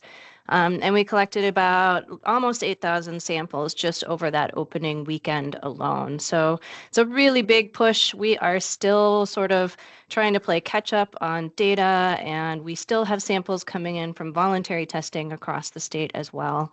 Our surveillance year we do with our fiscal year, so July 1 to June 30th. So we've collected almost 12,000 samples since July 1 this year. We do have a late hunt that will be coming up December 19th to 21st. That's just going to be in areas where we've had, persistent or endemic infection, where we're trying to get some additional harvest for management purposes. So that'll mostly be in the southeast and southern metro area. We aren't going to be doing any agency culling this winter through Minnesota DNR. We're hoping to take some time this winter to catch up a little bit on data and really evaluating and assessing our surveillance program as well as management approaches to look to see whether we want to consider some different options as we're moving forward and dealing with quite a lot of CWD that we're finding, at least in the southeast metro at this time. As far as other updates, I thought I would talk a little bit about HPAI. I don't have a ton of data to share with you, but figured I'd share with you what we have. So for those who are less familiar, there's an active surveillance program. It's a national program for HPAI surveillance.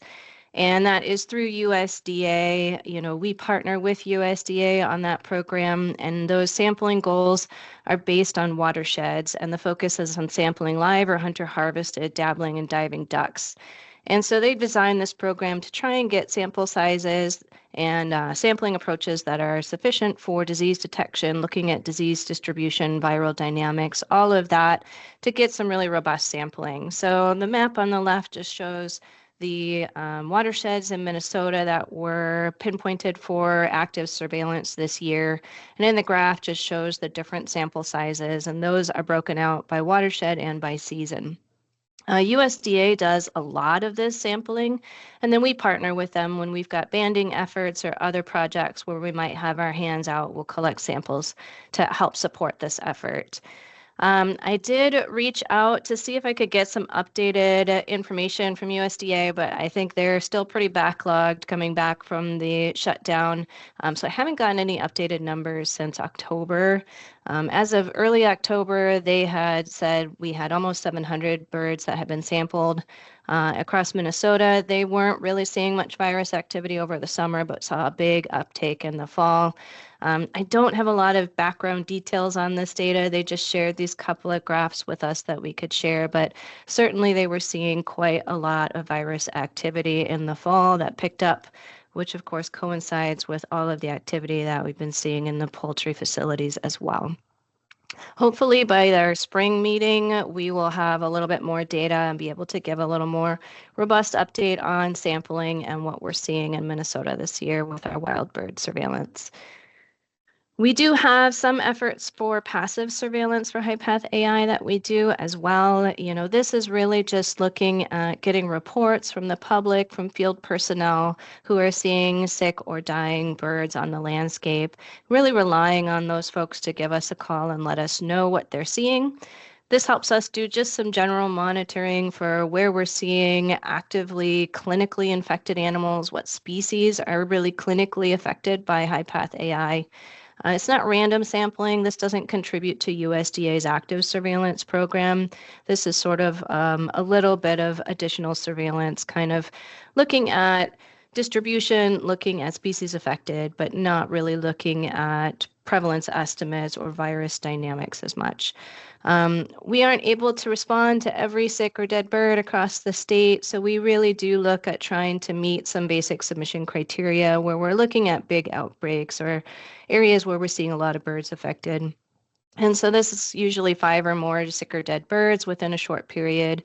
We are trying to get any mammals with neurologic signs, get those in as well for testing, but it can be really challenging for us to get access to carcasses and get them over to the laboratory in time to get good testing. When we are able to get cases, we partner with University of Minnesota, VDL, to get those in for diagnostic necropsies when possible.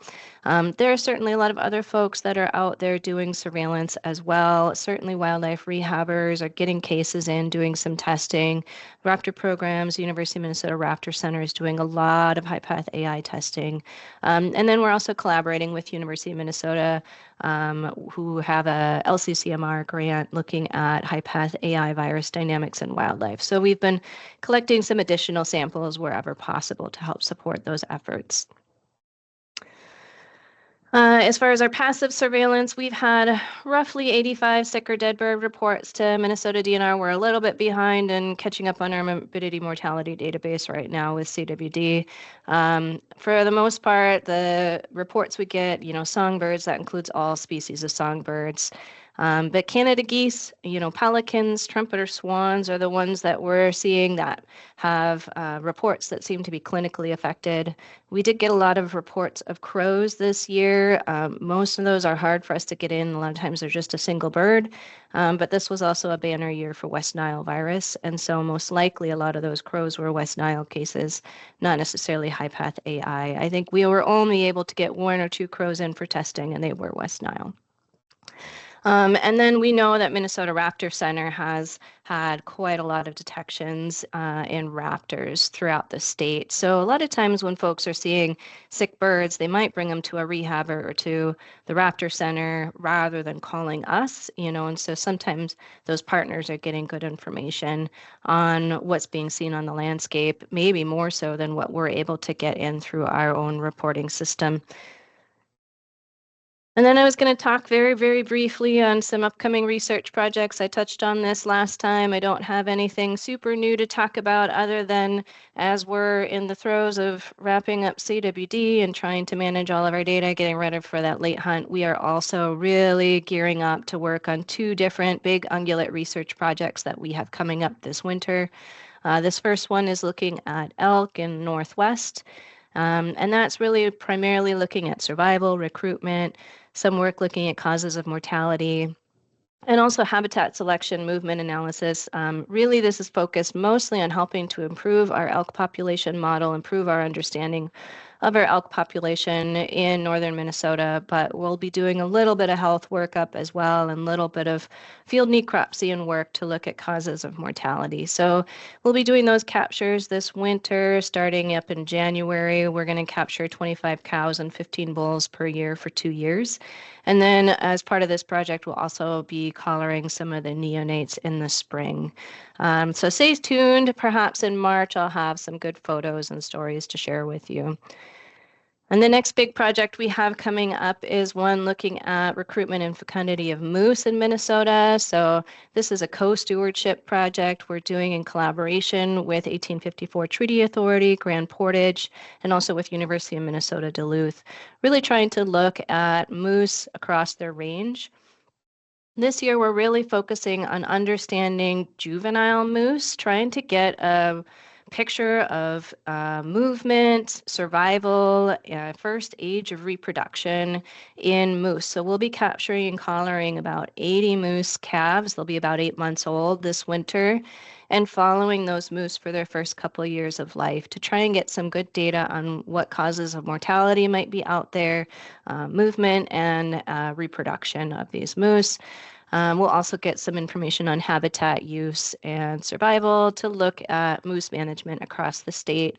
We're partnering with University of Minnesota VDL on the mortality investigation part of this. In fact, we just had a training yesterday looking at doing some pretty epic field necropsy efforts on our moose, trying to get as much health data as we can on those moose populations. And if we lose some of these collared moose, making sure we understand what different causes of mortality there might be. So stay tuned. We're gearing up for both projects, starting captures in January. So we're going to be spending a lot of time out in the field and a lot of time with some hands-on work. And hopefully I'll have some fun pictures to share with you all at the next meeting.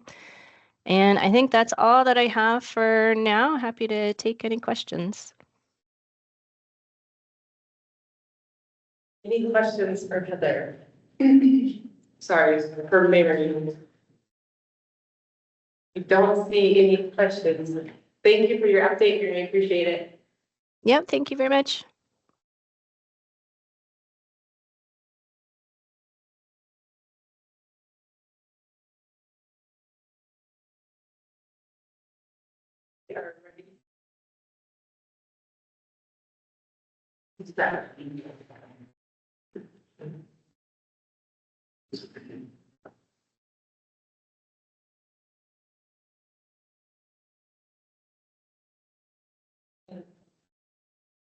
It's okay, I don't really have anything fun to look at, sorry.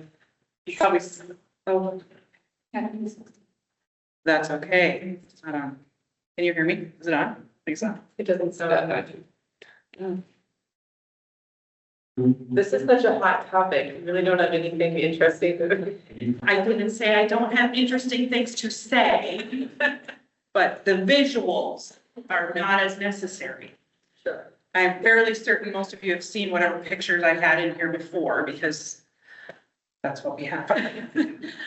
So I guess I will just, do you want me to just start, or do you want to try to get it? Otherwise, you can do it on there, and then pictures, we get it back. So the audio difference. Okay. You can talk. Okay. I can help, I can always talk. So, may or may not have heard, but we are still, hopefully not in the middle of, hopefully towards the end of, this EHM outbreak. So in the beginning of my slides, I was just going, is it up? Okay. The first slide is basically just an overview of EHB, and EHM for maybe everybody isn't aware of, how it works and what it is, and just kind of a basic overview.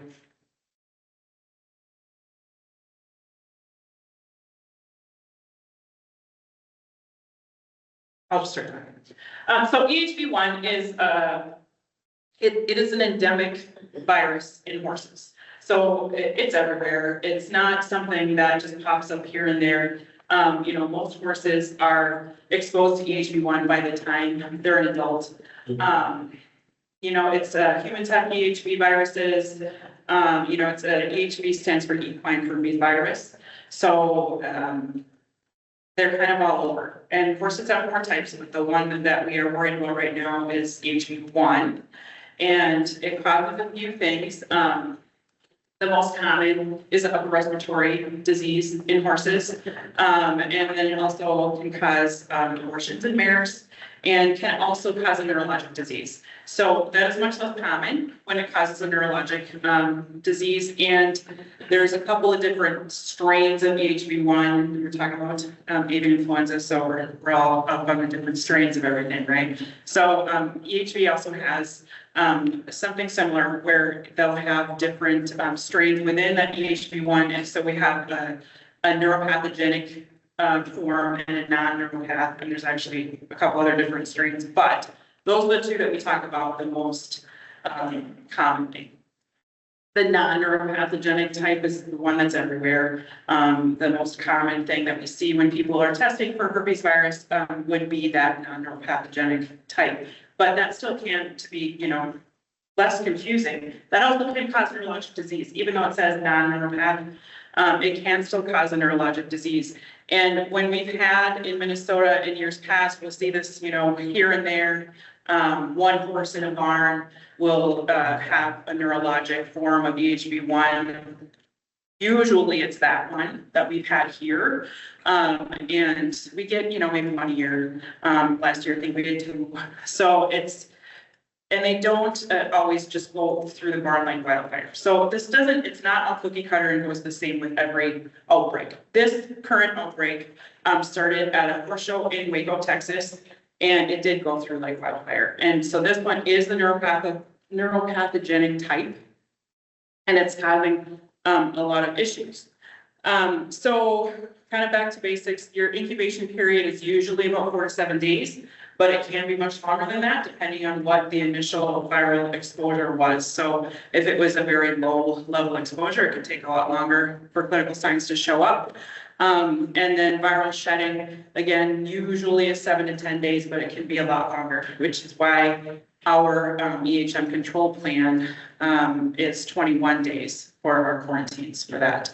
So it kind of just to make it a little safer and to cover the end of that curve where it can be a lot longer.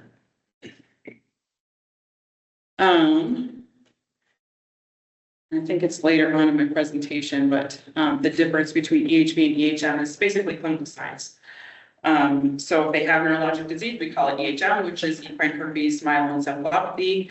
And if they don't have neurologic signs, then it's just annual EHV1, but they have to also have that positive EHV test.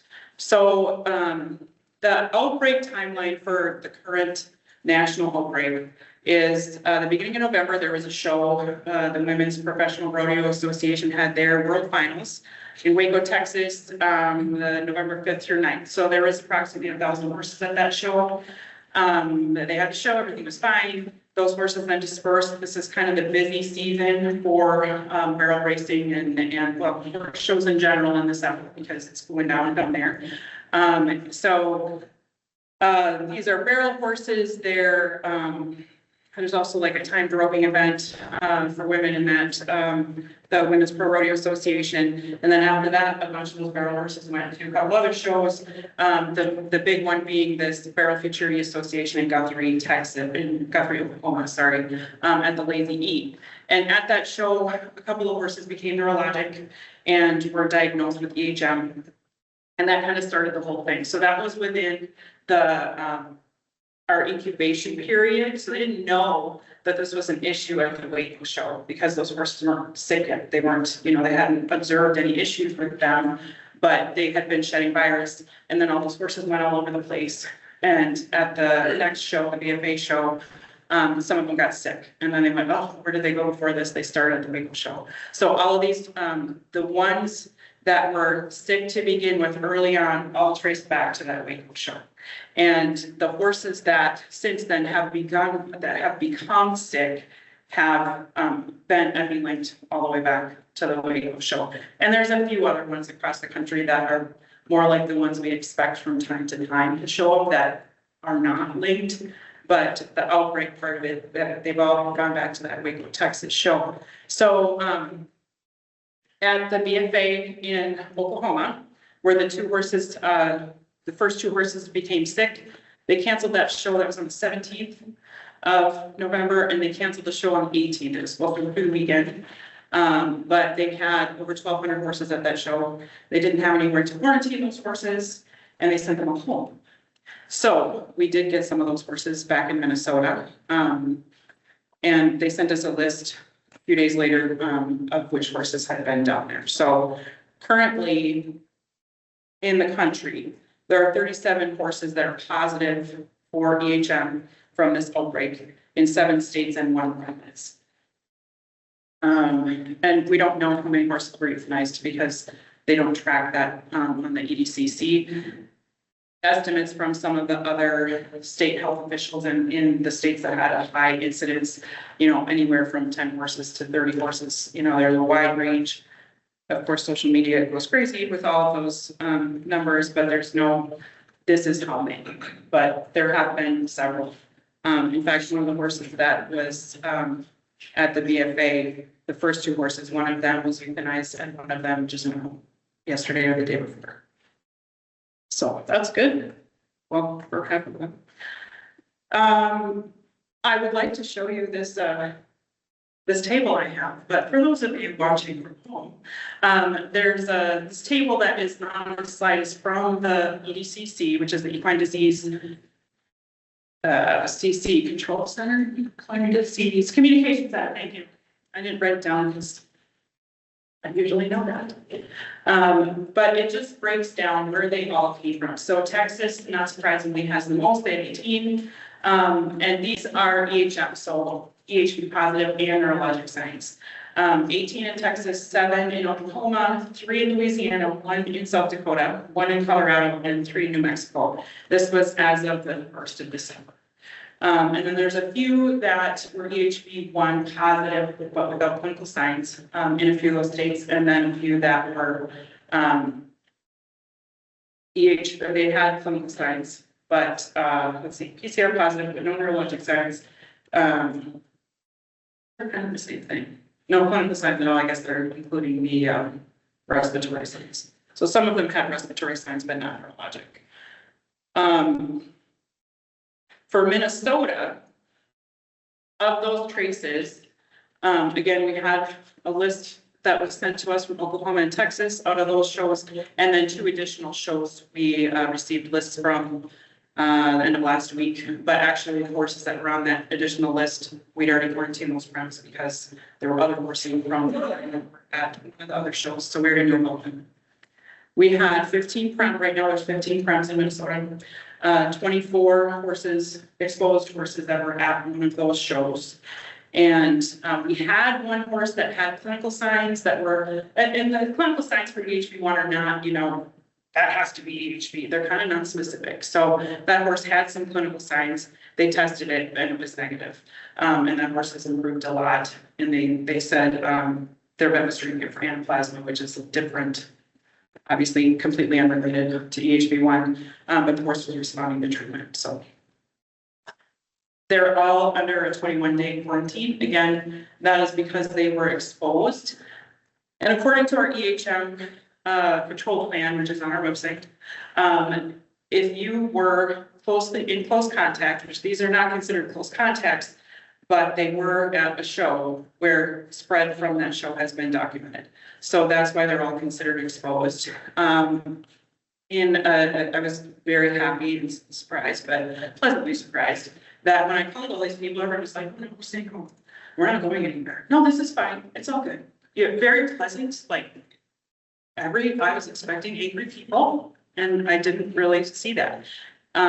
So people are, I think, taking this really seriously, which is great.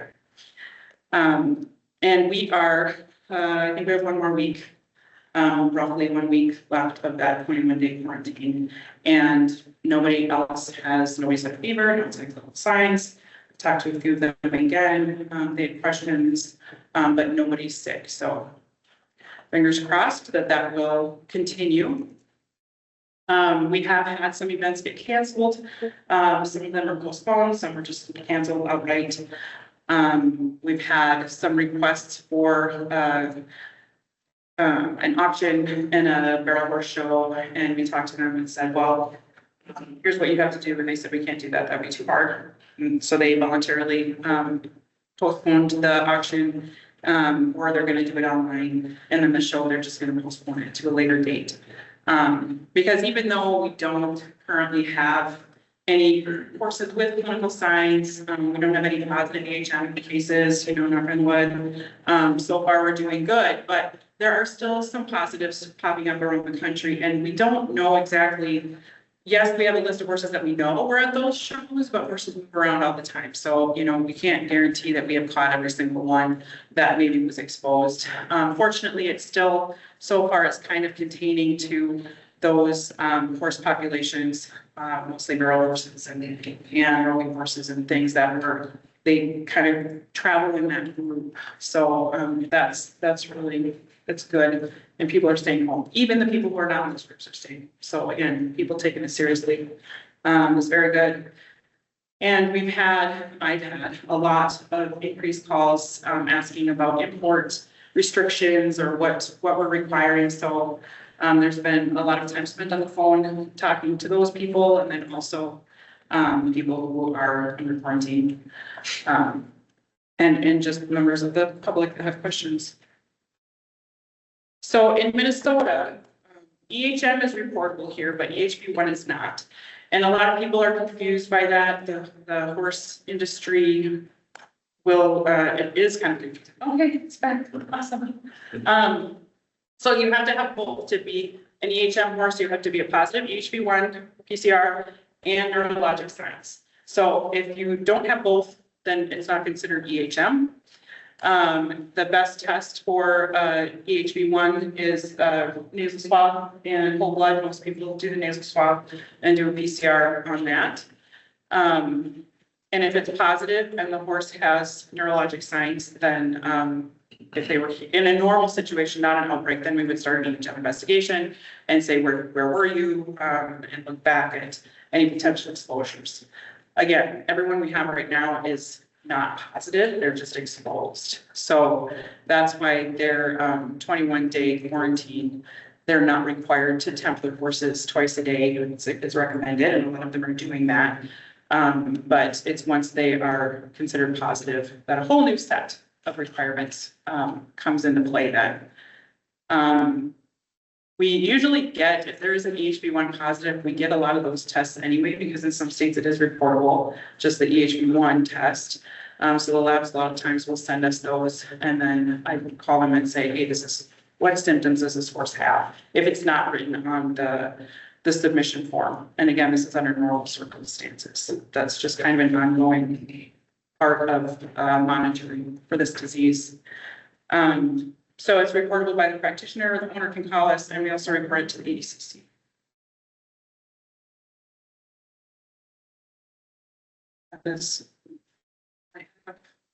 Any questions? Heather, has there been any chatter or discussion on the show horse world or events moving forward, you're laughing to expect, especially because, and I asked that. I thought you were going social media. I'm like, oh, of course, it's all over social media. Right, well, it is, but like, when you look at the show was where it came from, you know, the BFA and the Chicago Gold, that has impacted that farm. So like the breakaway, you know, was postponed. I mean, those are big events for people that their livelihoods depend on, like those for charity horses. That world is huge. And so what is that? Is there chatter yet or discussions on the future of those events? Those specific shows. Well, I mean, yes, but just shows in general, you know, like, does that change how, does that change the requirements for movement horses? To maybe be more specific. No, they're not like permanent changes. Every time we have one of these outbreaks, it brings it to light more, and I think we have more people that are educated about, and I know biosecurity, we beat that bandwagon a lot, but it's true. You know, I think horse people in general, when I was a kid, back in the 1900s, everybody, you take a hose and you just go down the line and you fill up all the buckets, and you dunk the hose in the bucket, and you go in the next bucket, and the next bucket, and that's terrible. You know, you're just, this horse is sick, now the whole line is sick, right? But nobody thought anything of it, really. And I think in general, the horse population is becoming more educated about biosecurity. That doesn't mean they all are, and it doesn't mean everybody's willing to do the work to do it better. But in situations like this, these are high profile horses. They're, you know, NFR horses, they're top barrel horses, they're not inexpensive animals. And that doesn't mean that they're worth more intrinsically, you know, just because someone's willing to pay more money for them. But it does add a lot of visibility, you know, to the disease. And again, it's all over social media with not always, you know, correct information. I know that's shocking, but there's a lot of organizations trying to counteract the misinformation as well. So information is getting out there. People are getting educated. There's always, you know, the recommendation that a horse show would have that plan. If something happens like this, what are you going to do? Ideally, not just, you know, send everybody home, but if you don't have that capacity or you don't have a plan for quarantining horses, then, you know, you do what you have to in the moment. But there is, USAHA has the, it's the EHB1 control plan, kind of the guidebook, and they just updated it in 2025. They've been working on it for a while, but they just finished updating it right before this started. Actually, they just published it like at the beginning of this. I think they kind of very quickly went, yep, it's good. And it has a lot of guidelines in there for, you know, what should we do to try to control this and prevent it. And, you know, the recommendations to have a plan for all these shows and stuff. So the other, like USDF, or which is a different organization, if they're recognized shows, then they have to submit biosecurity plans. So it depends on which part of the horse industry you're in. But they all should be aware of it, certainly. Just to add to that, so there are some restrictions. So right now, some of these shows. Import restrictions, yeah. In the duration. So as Heather said, it's the end of the year special. That's when all the big shows are. So that's when we have the championship shows. And unfortunately, they're all in the same area. So they're in Oklahoma City, they're in the Dallas-Fort Worth area. So cutting horse futurity was going on at about the same time as this Lakeway show down in Fort Worth. But there was a lot of chatter. What do we do? I had former clients that were at that show asking, can we come home? And, you know, what do we do? Well, their event wasn't directly affected, but there's a lot of crisscross in the horse industry. You don't have to just be a barrel racer to be affected. Certainly when those barrel racers are going to rodeos and other events. And they board, a lot of them, they'll board at places that have other, you know, they can cross at barns too. Brady Horse Futurity condensed their show that used to be practically a month-long show, certainly 2 weeks of showing. They can send it down to basically a week's worth of shows. But yeah, the chatter on Facebook is both sides are heavily weighing in. You know, this is all about the safety and well-being of the horse. And there's others that are saying, I have spent a lot of time, money, and effort to get to where I'm at. there's a lot of money involved if I win, and not to chastise either side, I mean, they're valid points, and really, it becomes political. Yeah, you're between a rock and a hard place with those. It's, and it's a long term, I think the horse industry has long-term memory problems, say that, so we think about this in the moment, it's a crisis and it's very active.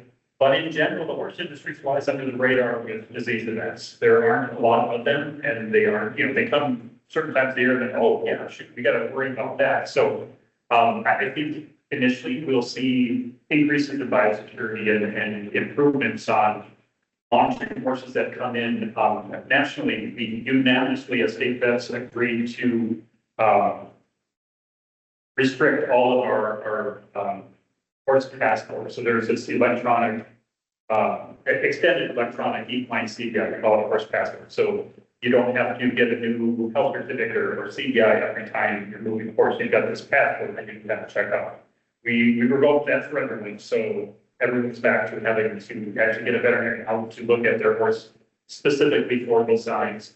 A lot of states required CBI data within 72 hours to show up at these big shows. So a lot more restrictions, which is some of the stuff that Heather was talking about to the events that I've asked about, posting and that sort of thing. So I think initially we're going to see a lot more restrictions and people will be very aware of it.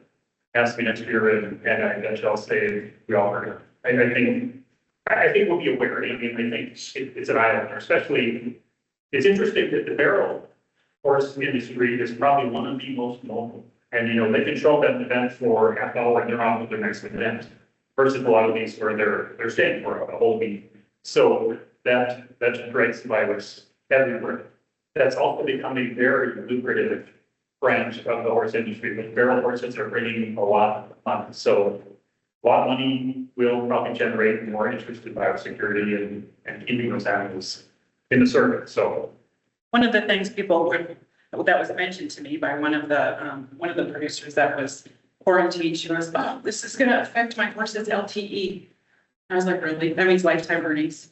And mostly I think about that for race horses and cutting horses. I guess there are other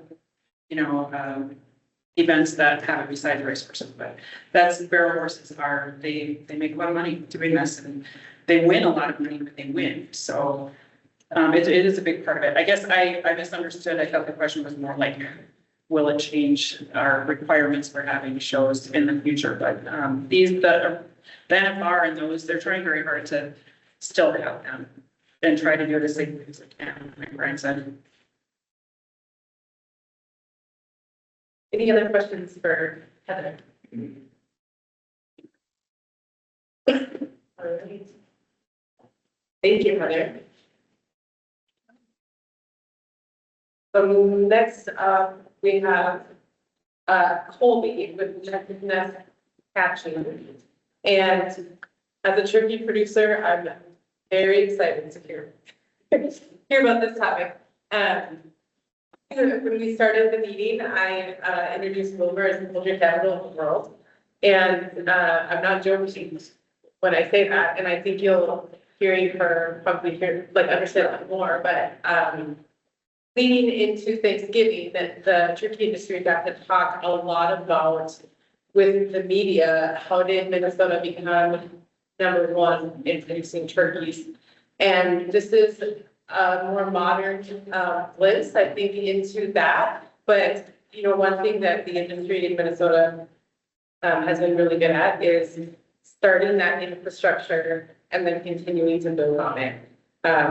And there's all sorts of pieces to that, but anyway, very excited to hear about this special part of Wilmer. I will try to do this, hopefully everybody can hear me. And so normally I can click the button, but it would not send this time for me. So good afternoon, thank you for letting me come and talk with y'all this afternoon. So I'm Kolby LeJeune, I'm the tech service specialist for Next Nest Hatching. And here's a little bit about kind of what we do, who we are. So we are actually part of Life Science Innovations. We are partnering with HPAI from the Netherlands. And we actually, all of their equipment, we have distribution rights for the turkeys, which they have only multiple. So they have turkeys, they have chickens, but we are exclusively for turkeys.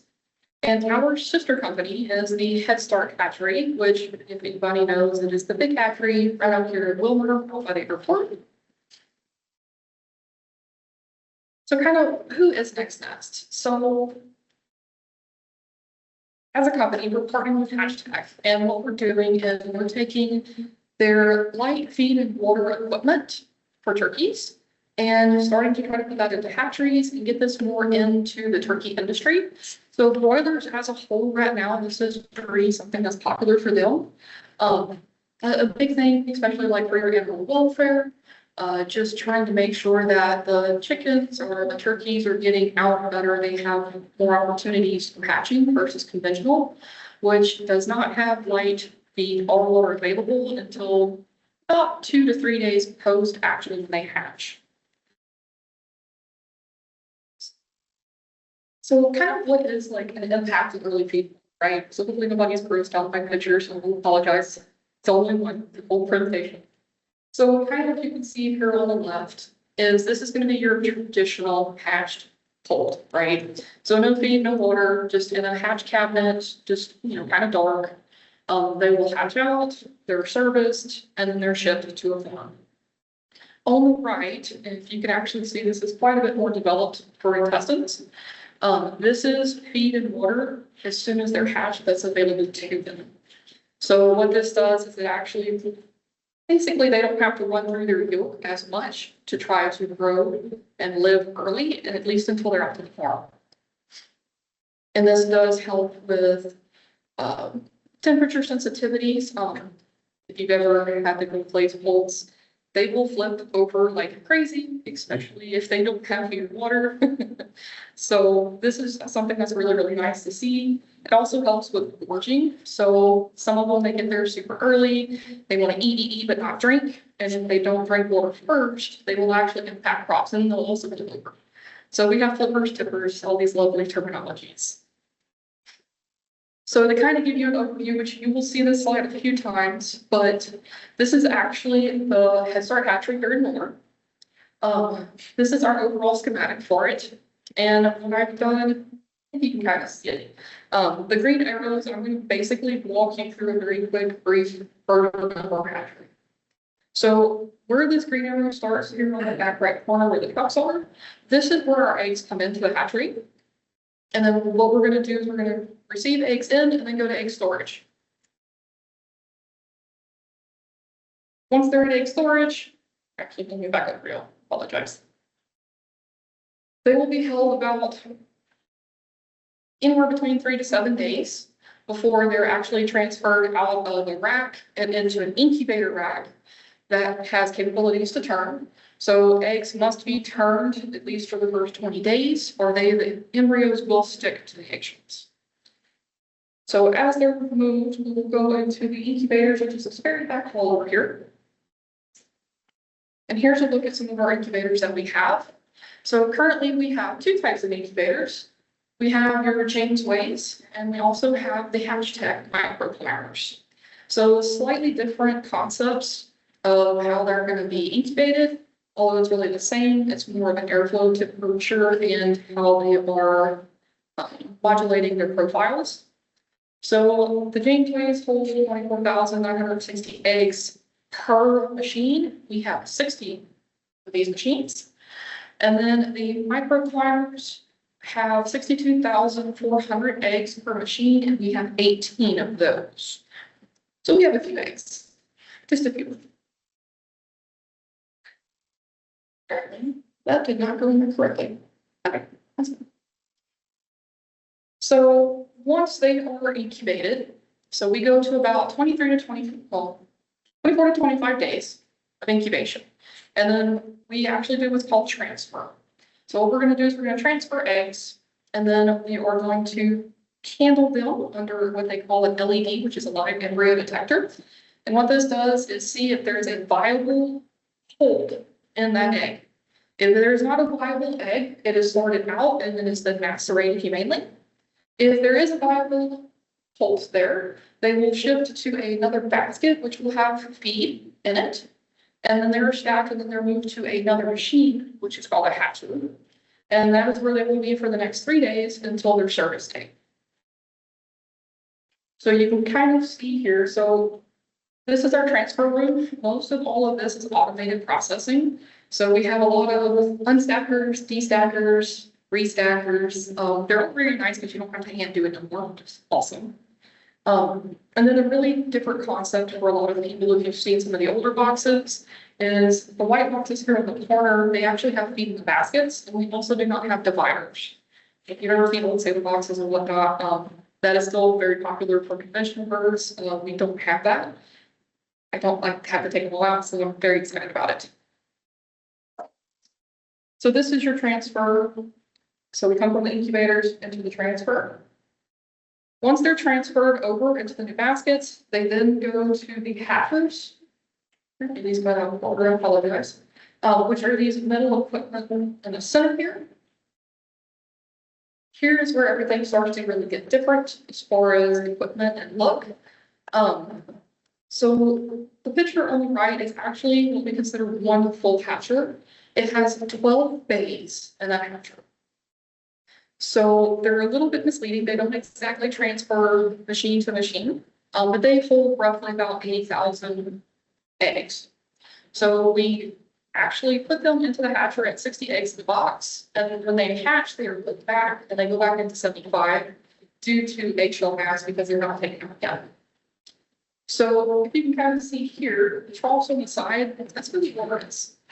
So they come in with the feed in the baskets, and then they can actually stick their head out and drink whatever they want, however they like. And they also have lots of light. We run roughly about 15-foot candle in these hatchers. So service day. So we unstack them again with machinery. They are then hand sorted out into a belt. They go through a very nice little bowl. They're separated out again, and then we sex every bird that is hatched for that day. Roughly right now, we're setting about 224,000 eggs a day. You will roughly get about 172,000 viable poults from that set. And 51% of that will be toms, 49% of that will be hens. So as they are sexed, they then go to the next servicing room where they can have a beak, toe treat, they can have vaccines applied, just depending on the customer and what they require. So once they are shipped back, or once they're serviced, they go back, they're restacked onto their dollies, they go back into the hatchers, and you can actually kind of see them sticking their heads out drinking. They will remain here typically overnight, which can vary, depends on what the loadout time is for the customer. It could be 6 hours, it could be 10 hours. But they are fully fed and watered. Then once they're ready, they are put onto the truck and then they're shipped to the farm. So once they arrive at the farm, multiple different ways to unload them. But basically we take them out, put them in to an environment that we try to make sure regulates fairly similar to what we have at the hatchery, which these poults, since they are fed water, their metabolic heat's a little bit more up there. So they require a little bit cooler temperature than your traditional that's basically just running with yolk and hasn't had any kind of stimulation to their intestines yet. So you can kind of see here, they go back in, then they go out, they march arrow to the trucks, and then they'll leave the country. Another really cool thing here is replacement technical service, which I do a lot of. I will actually go out to farms either the day before, day of, day after, sometimes all of the above. And I will help with making sure the placement is set up correctly. We do a little bit different with these because we actually have to pull the whole part to the farms if possible. So make sure the alley's out, some feed paper for them to empty the feed out on too, because each of these baskets do come with feed. So that will be emptied out at the farms. And then we can help with like say temperature profiling. So you can see you have hot spots and cold spots. Then just a quick look at some of our team. Mr. Jonathan Hysinga lives here. He's our general manager. Mr. Peter Bull is our director of sales. He's sitting in the corner. And then Mr. John Byers is our project manager.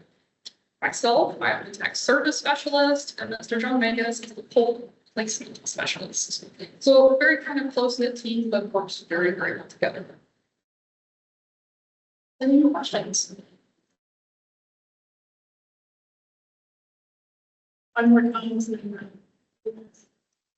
It's just the way they hatch. So sometimes the 5149 will change slightly if you have like a really young delay. So if you have hens just coming into production, like that very first week delay, maybe two, you'll see sometimes like a 52% tone ratio. There actually is no correlation, like I think what is it, turtles, whatnot, like in the temperature profile, right? That you can actually determine the sex of them. Wish we could do that, because we would be either tweaking all kinds of numbers. So it's just how they work.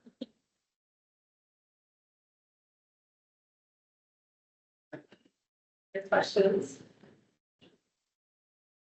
Can you maybe just quickly talk about the like the transferring part, so getting that from the hatchery to the farms? The transport? Yeah, the transport. Can you just briefly talk about that? Like, they're not just, so I say that because you don't just like shove them in a truck in the private model. The trucks are very specialized. So like, you know, the hatchery is, there's a lot of technology there and all those things, but also the transport process is a big part of what you guys do and part of the picture to get them to make the farm. Right, so our trailers are actually very fun. So they're more than a traditional reefer trailer.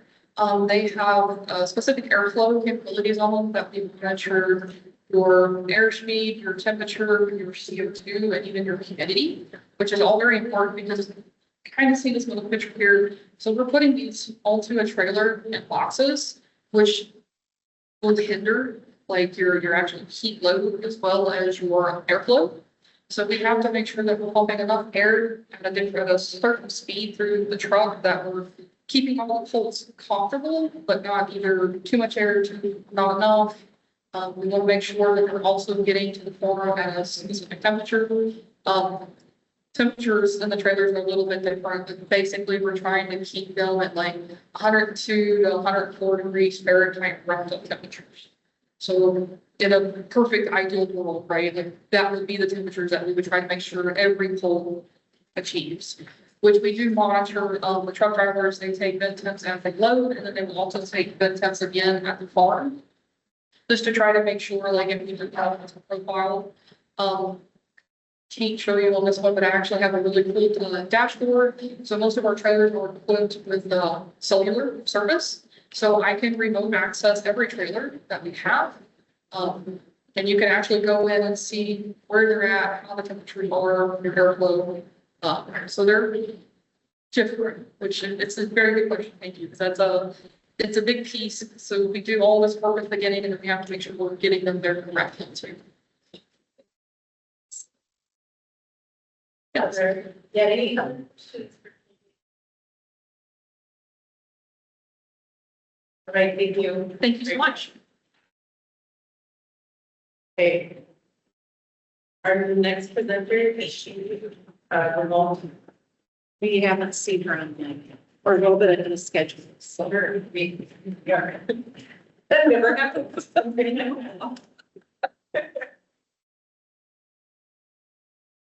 Dr. Abby, are you there? So that's great. I guess you will be.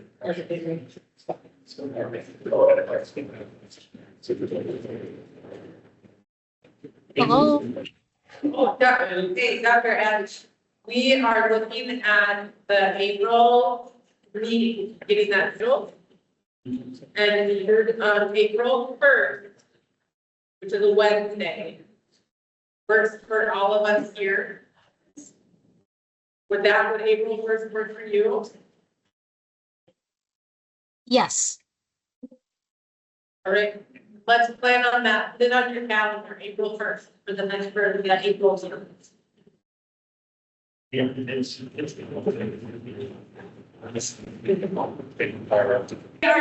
gonna go ahead and get started. It sounds like you've got our last presenter on early. Jennifer, can you hear me?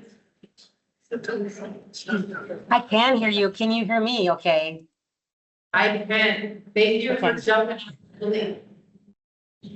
Of course. Hi, everyone. Do you want me to start sharing my slides? Yeah, go ahead. Just a sec.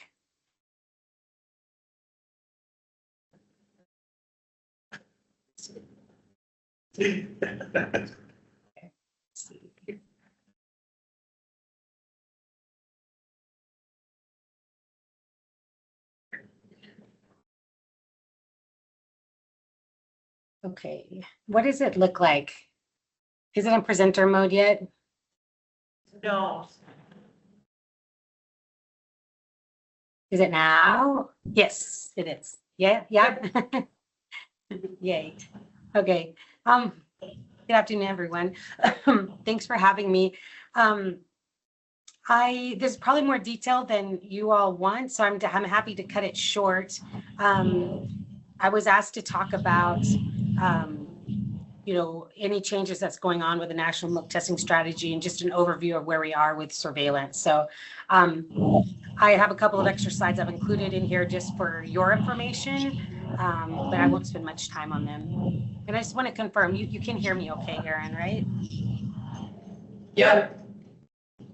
Okay. Okay, so as you all know, March 2024 was confirmed our first case, and we immediately reported it to WOA, and WOA issued a recommendation to its members against placing restrictions on the movement of healthy cattle and their products unless they had a justified risk assessment. Clinical picture, as I'm sure you all know, drop in milk production can last 1 to 2 weeks, yellowish, thickened, or clotted milk, fever, dehydration, loss of appetite, and cows can have respiratory signs and even abortion. In general, cattle will recover with supportive care.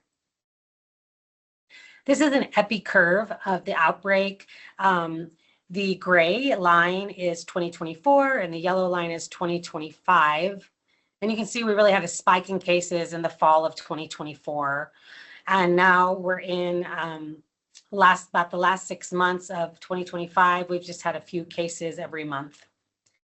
This map on the left shows the last 30 days, the number of detections the last 30 days, and there's only been one detection in California. And it wasn't much of a surprise. It's number 778 in California. It wasn't a surprise in that it wasn't in a surveillance zone and it had been undergoing weekly surveillance of the bulk tank milk, excuse me, since November of 2024. And this map on the right shows the total outbreak. And in total, we've had 1,085 premises that were affected in 19 states. And both of these maps on the left and right are on our website. And I'll make sure to add that to the presentation when we share it. I included there's this slide and another slide on the epidemiology. I won't go over it in detail because I think you all know. This has been reported in our epi brief and our detailed epi investigation, and I put links in there for that. The links are right here at the bottom of the screen. And basically, we found that the main paths of exposure are through movement of animals, people, and machines and equipment. But if you want to read the detailed report, these two links will take you there. I just included this. You probably all are aware. This is just our overall strategy for the virus. So we did start by identifying and responding to detections. We did that by getting all the labs up and running. We issued federal orders for pre-movement testing of lactating dairy cattle, moving between states. And then we also issued a federal order in December for testing of raw unpasteurized milk. We also have provided support for biosecurity. We have funding for producers to create a biosecurity plan and implement it.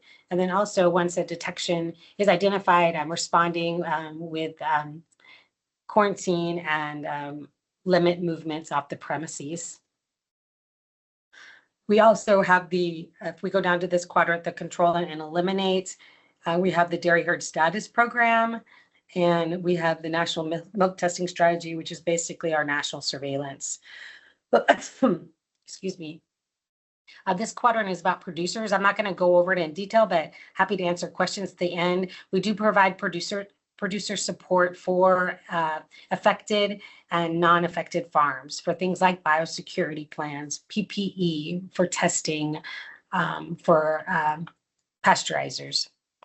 And then the last quadrant up here is to understand the virus better. We have done a lot of EPI questionnaires, and then we've analyzed every virus, and we have also done some partners with other agencies do studies on farm and in the lab. And the results of the EPI questionnaires will be on the link on the slide before with the EPI brief and the report, the full report. The National Milk Testing Strategy is our national surveillance. It's nationwide, and it's intended for pasteurization, milk intended for pasteurization. And this was implemented after the federal order that was issued in December of 2024. And so basically, we had tried to implement across the US either on-farm sampling of bulk tank milk or tankers monthly, or silo sampling, which is 4 times over 6 months.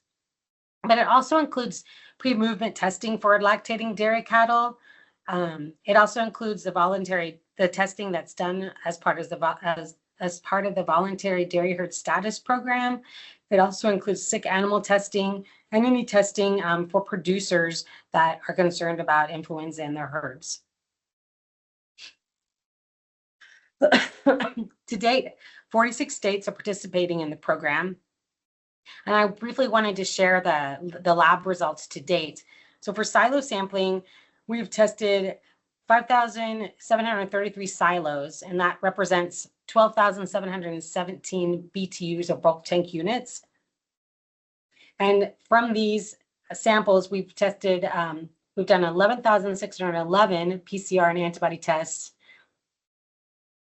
And then of the silos tested, 11 silos have been detected, and those have been in Idaho, Kansas, Nebraska, Nevada, Ohio, and Utah.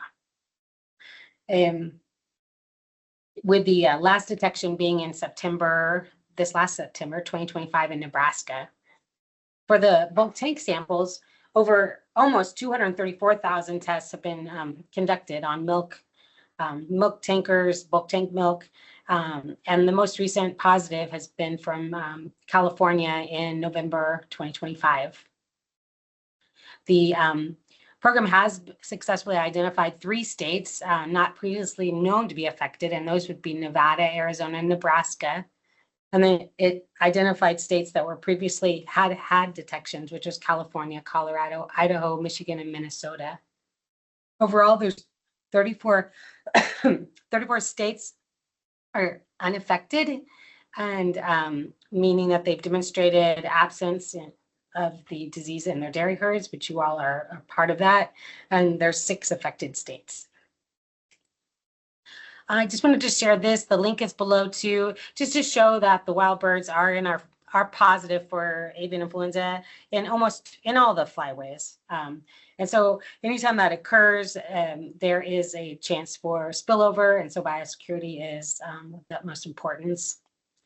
And you all know that there's been 3 spillovers documented so far. That initial spillover that started the events, followed by 2 more spillover events in January in Nevada and Arizona.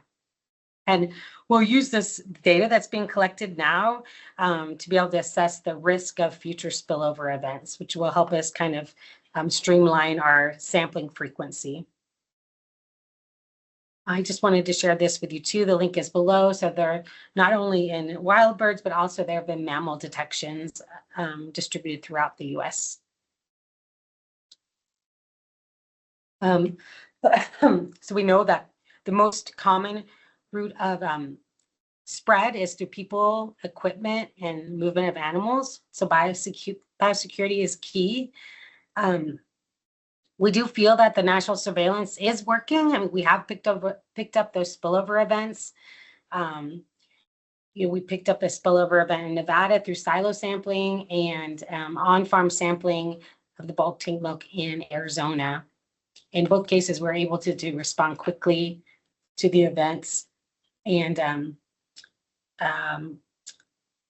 yeah, I think the data from, I think it'll be important to see what the data from this fall and spring migration tell us, to see how common we think that future spillover events are, and decide that frequency of ongoing surveillance, whether it could be monthly, every other month, quarterly, or maybe even only during migration periods.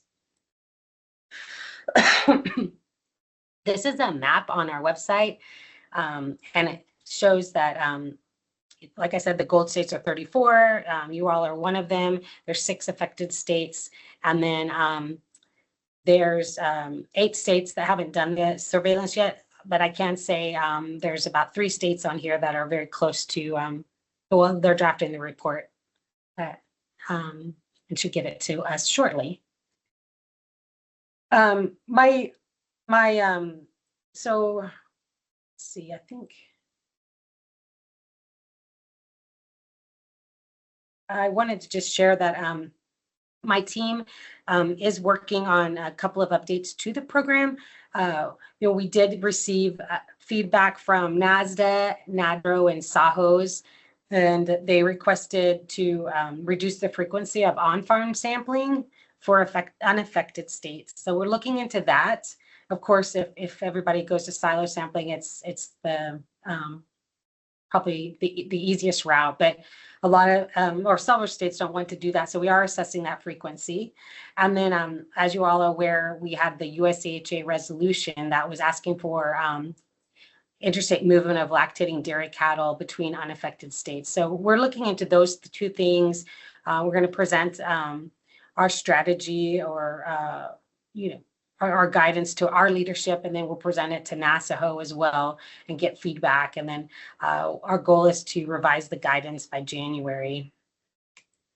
I just actually got an email that you all are switching to silo sampling, so that's great news. I wanted to include this slide just to kind of talk about how important or just what a great sample the silos are. The silo sampling is least intensive and really only works when all states are doing it because of the way the milk moves in our country. Currently, there's 22 states that are conducting silo surveillance, and this map shows the states that have milk being tested from these 22 states sampling silos. And you can see that almost every state is represented. We're not mandating silo surveillance at this time, but just wanted to share this map with you for your awareness. And again, my team is focusing on reassessing some of the aspects of the national milk testing strategy. So hopefully we'll have those to present to you soon. And that's all I had today, but I'm happy to answer questions. Are there any questions for Jennifer?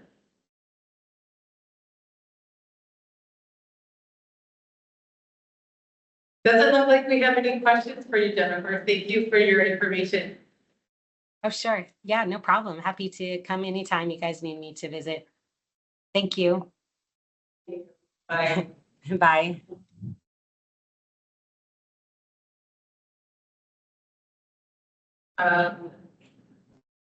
That essentially